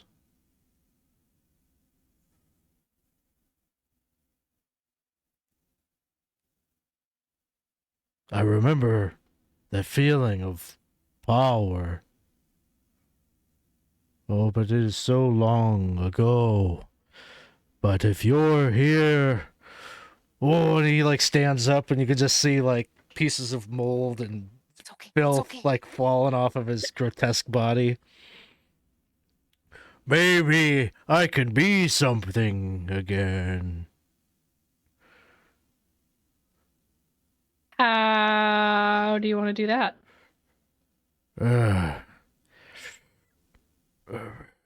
Pledge yourself to me, a little one, and I will give you a blessing. I can't see you, though. I'd have to touch you. Where are you? He's fumbling around. He's like knocking over little statues. Is that you? Picks one of them up. He's gonna grab the Mimir and whisper to it, and he's like, "Do you know of a blind giant god who is worshipped by frogmen?" No. It says with attitude. Okay.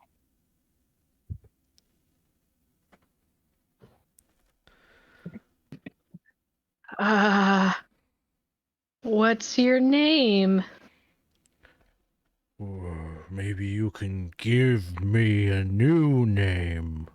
A powerful name for... What kind of god should I be? I don't really... Am I a terrible god? Yes! An evil No. frog? No! No, good, benevolent God of love and Frogs. mercy. And could we have some frogs in there? Yeah, you like to paint frogs. Paint frogs. Singers of the night. You Oh. Yes. Together we shall weave such beautiful night swamp music of love. What was it? Love and mercy. Love and mercy. Hmm. Huh. I don't know. The evil, raging tyrant kind of thing sounds pretty good too. No. It didn't for you, right? You got forgotten. This will get you remembered. Yeah. Make a whoever wants to can make a persuasion check at advantage. That's all I got, everybody. I got a +2. I'll give it a try, but I haven't really actually said anything. Whoever's doing, I will touch and cast guidance. It's all you, Quack. Yeah, come on, buddy. Yeah, This is Quack. your redemption arc. It's here. This is my chance. You're not really a bad guy. You tried that path and it people got so scared they left, but now's your time to show them a gentle touch of mercy and Frogs? friendliness and songs. And where's my persuasion? There's my persuasion. Did it work? It did. It's a 10. Oh, Guidance. Do a Oh, you D4. have guidance too. If you roll a 4 on the D4, okay. How? What's the command to? Do I have anything that's just a 4? I don't have anything that's just a 4. What's the command to type in a slash roll a 4? slash roll space 1d4. 1d4. Flash Genius +5. All right, there you go. I had a feeling you could do this. He says, I knew you could. "Oh, there might be wisdom in what you say.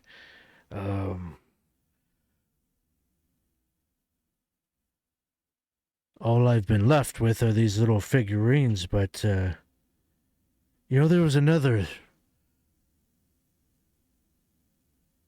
fellow that passed through here. What did they do? What did they say?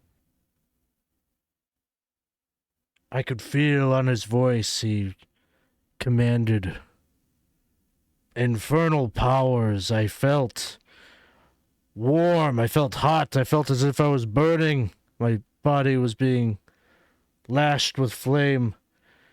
I could feel his hate. You see the pain that hate I do. hate and anger and wrath gives? Maybe we need a little less of that. Thank you, my child. You are right. I will spread our song throughout these caverns. Should I ever find my way out, I will spread your message of beauty to the outlands. May I give you my blessing? Just the nastiest finger. Just dirt Yes. caked underneath that really big pointer nail. Yes, it would be an honor to have your blessing. What would you like to be called? I will leave that to you, my first worshipper. You kind High of priest of my order, perhaps you are the conductor of my choir. the choir master.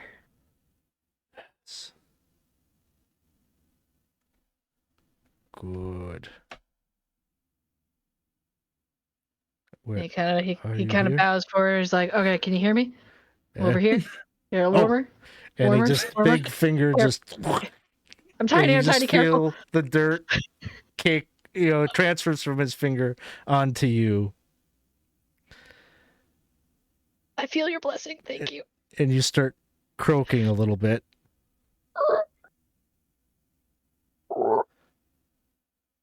Good.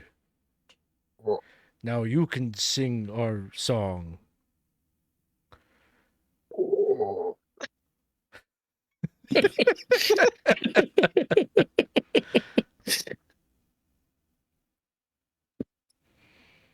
Oh, almost forgot. You see him reach and he grabs like this little toadstool that's growing off his side. He breaks it off and he like presents it to you. It's pretty big. It's like oversized. He says, "Take this."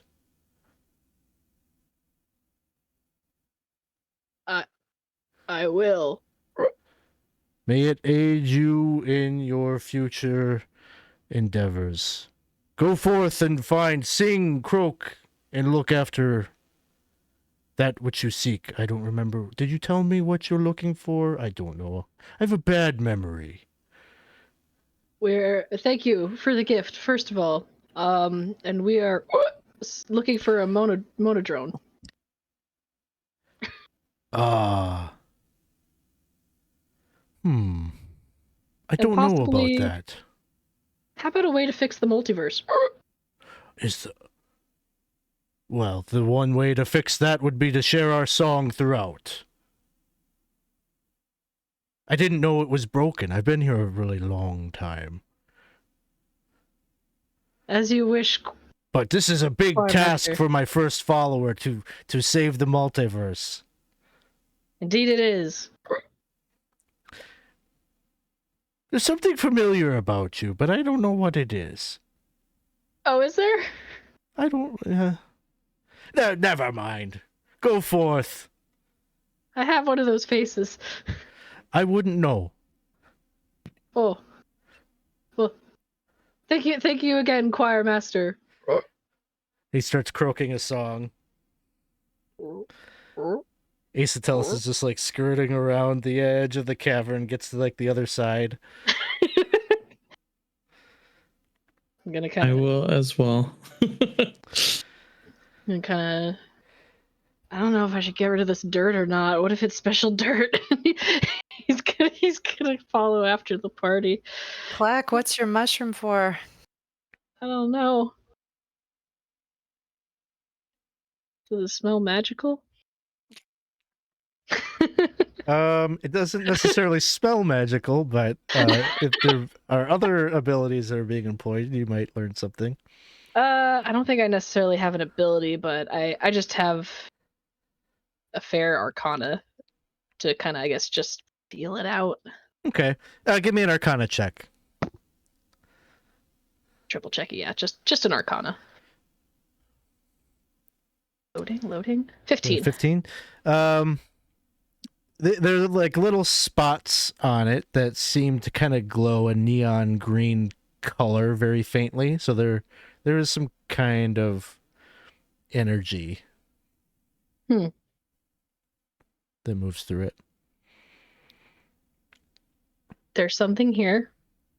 I don't know what it is, but he said it might help us. And he's gonna kind of maybe like kind of tie a rope around it, because I don't know if it'll fit in his bag. So he's gonna tie a rope around it, kind of create like a little sling so it's on his back. He's gonna go over to Cerebella, give her a hug, like thank you. That Yeah. was How does it feel? terrifying, but I think I did need that. I'm so proud of you. That was impressive. You faced your fear. You faced a giant. I faced And a giant. now you're a worshiper of a croaking choir god of some sort of love, mercy, and frogs. The because- croaking choir master. Yeah, they all should go together. Mm-hmm. Wow. I have That's no a much idea what I've better just ending done. to your story. No, that's a much better ending to that story, right? It's good. It's good. Mercy and love And and frogs. songs and frogs. Mm-hmm. Frogs are loving creatures. This will be good. Sure. Yeah. And you all would Yeah. notice that there is a large quantity of croaking noises that kind of follow Clack and sing a little song around her. It seems that if you tell them to quiet down, these voices do get quiet, but if left undirected for any amount of time, they start to croak and sing a song.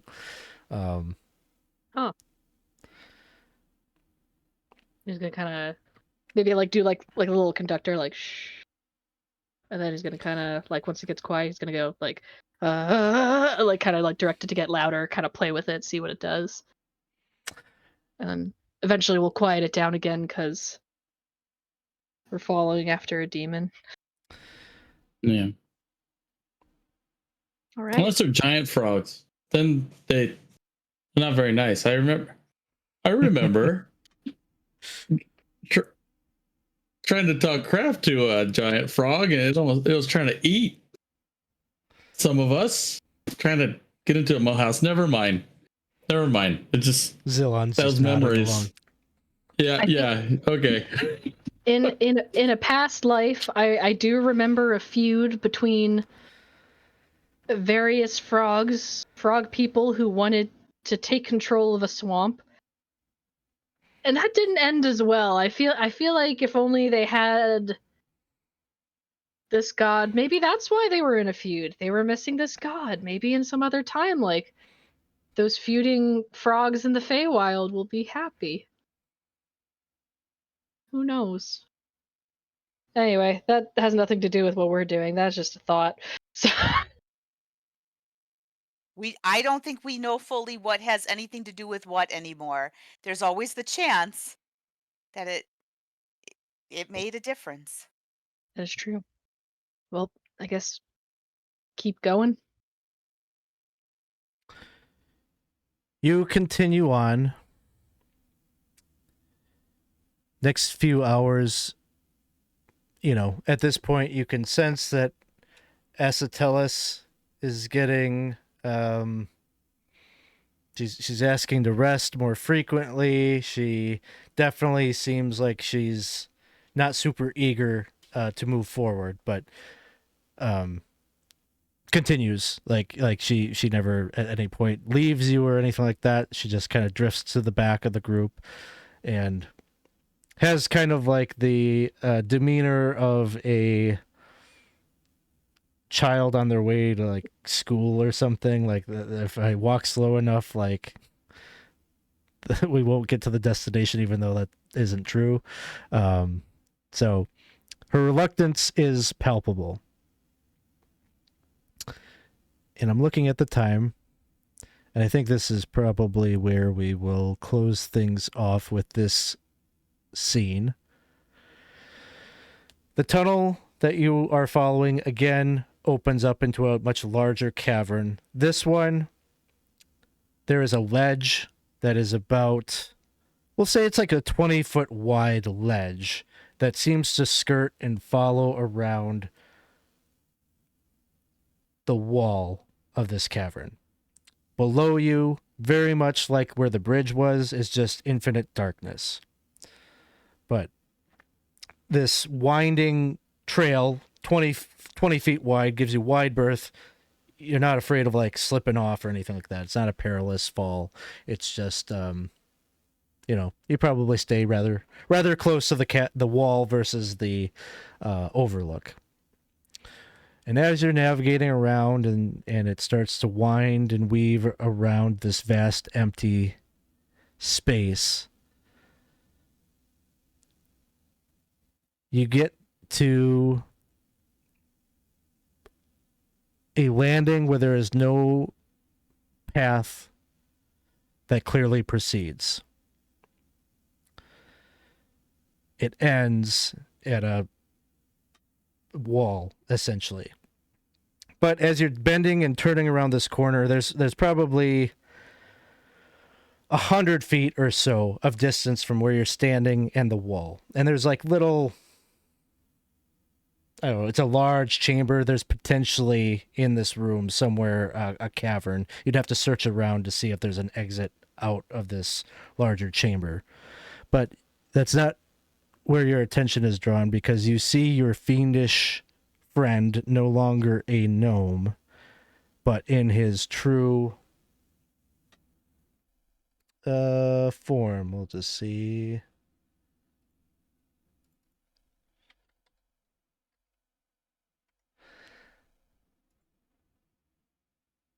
I don't think I have a picture of him loaded up in here, but you saw what the statue looks like. That's what he looks like. He's a big, huge, hulking, reddish-skinned fiend with horns, big toothy maw, and he wields this like devastating-looking flail that is in his hands. He's holding it currently in his left hand. In his right hand, he has the throat of a second creature pinned against the wall. The second creature, I might have a picture of.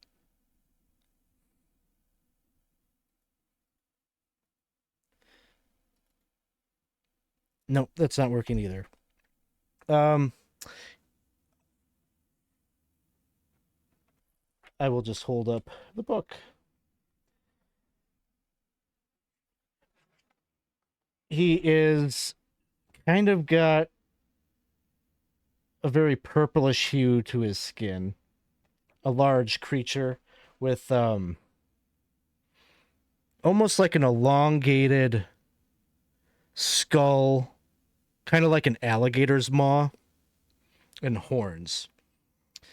And whereas Moloch is like this big hulking muscular creature, this one has more elongated features, is more lean looking, I guess.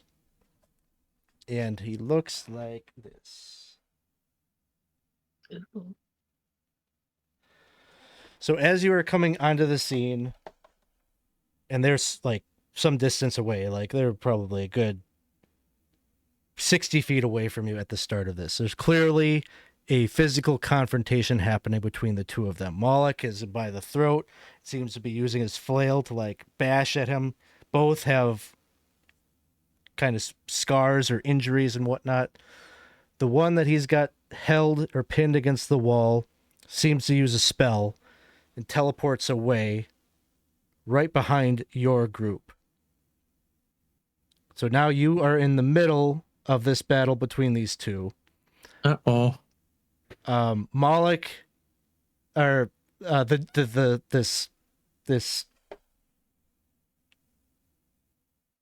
this newer fiend, this unfamiliar fiend, communicates to all of you via telepathy and says, I cannot beat him alone, but I sit on a wealth of secrets. I will share them with you if you help me defeat him. Moloch waves this off. He seems like he knows that there's conversation happening between you all, even though it's not verbalized. He says, yeah, just get the fuck out of my way. This doesn't concern you all. I'll let you keep your faces if you don't get involved. And he's going to start moving forward with his flail. That is where we will end it, with kind of this choice. Who are you going to side with? Or maybe you won't get involved at all and let them beat the crap out of each other. I would say your assessment is that Moloch has the upper hand on this guy. He looks worse for wear than Moloch.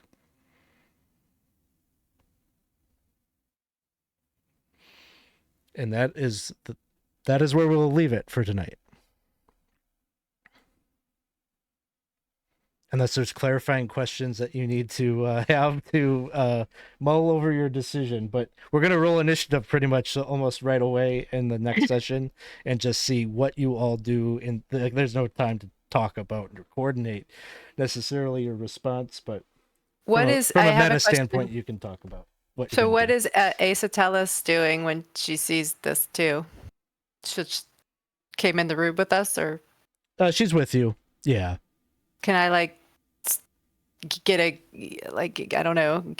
bead on what their reaction to what this looks like is? Not prior to the combat, I don't think. Okay. And nobody knows who this is. We wouldn't know who this is. This other beast thing. Other thing, no. You have limited knowledge on Moloch because he asked some questions earlier. Okay.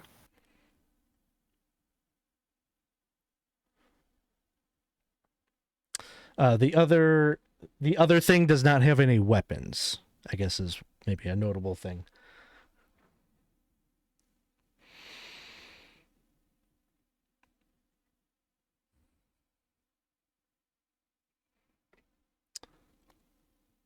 All right.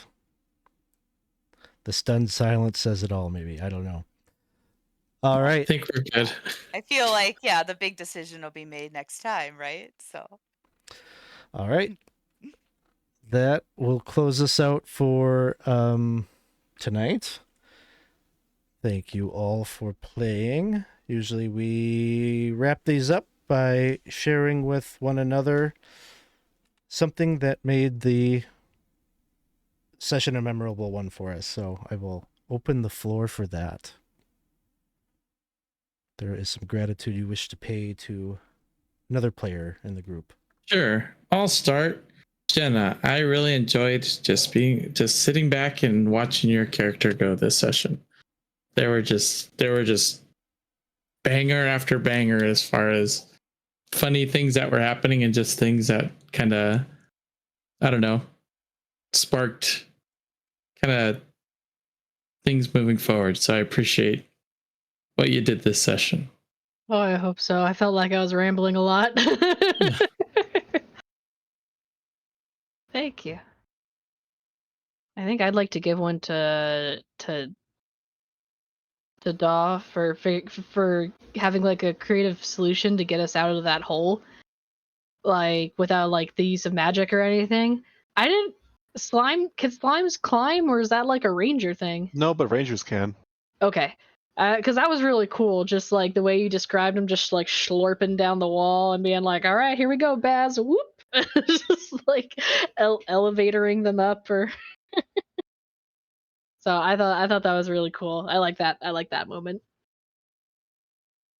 Mine shall go out, Robyn, for her eagerness and overprotectiveness of now her child's, I guess, this horrible, disgusting, demonic worm creature that bears the face of a dead person, fitting. and the willingness to see, like, if everything goes bad on this bridge, I'm protecting my worm child and no one else. He deserves a son. spell slot. My son. He's my son. Oh, well, and I appreciate a couple things about you, Lyra. First of all, your Baz's continued mistrust of this person. It's like you're sticking with it. You're keeping your eye on her, and that persistence. I think it's good that there's one person that's like still expressing overt cynicism. The other thing is how beautiful you described the mosaic, the tapestry, like, putting all these pieces together and trying to articulate that. I really appreciated your That thoughts. was, yes, I was definitely rambling there. I hope that made sense. No, you I was were. trying to get it out, but I thought it was really well said because we're all trying to, like our characters are all trying to figure things out, and Baz just kind of launches into this, beautiful philosophy. So that was nice.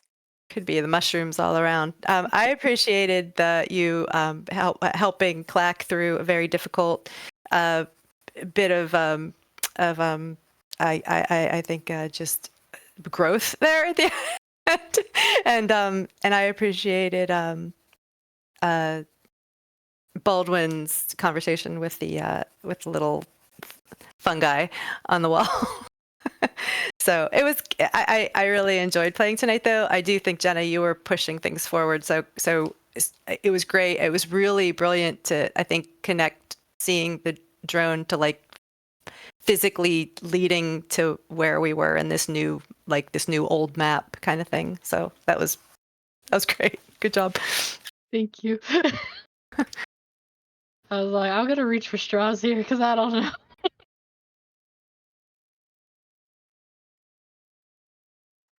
Well, awesome. Yeah, all those were some of the highlights from where I was sitting. I liked the just like the whole like first hour and a half of just dialoguing about philosophy was good. So I was definitely Baz's perspective and trying to make meaning of what does it mean that we keep coming, what are, if maybe we're fragments of different personalities, whether that's, you know, all of that, I think was very beautifully said, and adds a little something to maybe your understanding of what might be happening with you. And likewise with Robyn, your character kind of sorting it out and trying to play with metaphors to try to see which one of these might fit. And I think Dawson as well, with trying to give voice to the beginning and end piece of life, and you know, how does a story come together if not with an ending? All of these things I think will matter in probably one more session, or maybe two. I'm not sure, but we're getting to kind of the meat of our adventure. So thank you all. That's going to do it for us tonight. We're off next week, but then we will be back at 2 weeks from now we will resolve what happens here on the landing and see what you all decide. So with that, just see if we've got anybody to throw a raid out. Any last thoughts before we head out for the night? Thanks for running the session. Thank you for running the session. Oh, looks like Troll Lord Games is streaming, so we will see. I don't know. Maybe Chuck's doing something. Wait a second. I'm sorry. We forgot something really important. We did. The poem. Yes. Oh my goodness, come on. Oh, gee whiz, guys. Hey guys, how's it going? Would you rather me talk in the voice? Sure, I'll do it. Yeah, do it the right way. Oh, okay. An evil unleashed the croaking of the chorus, a plea from his fiend. Yay! Yeah. Honestly, That is I like struggled with that that one. last line really hard. I didn't know what to say. I don't know. I like the last You line. said it all. The idea of a fiend pleading for help. Ooh, spicy. All right. Thank you, everybody. See you next time. See you next time.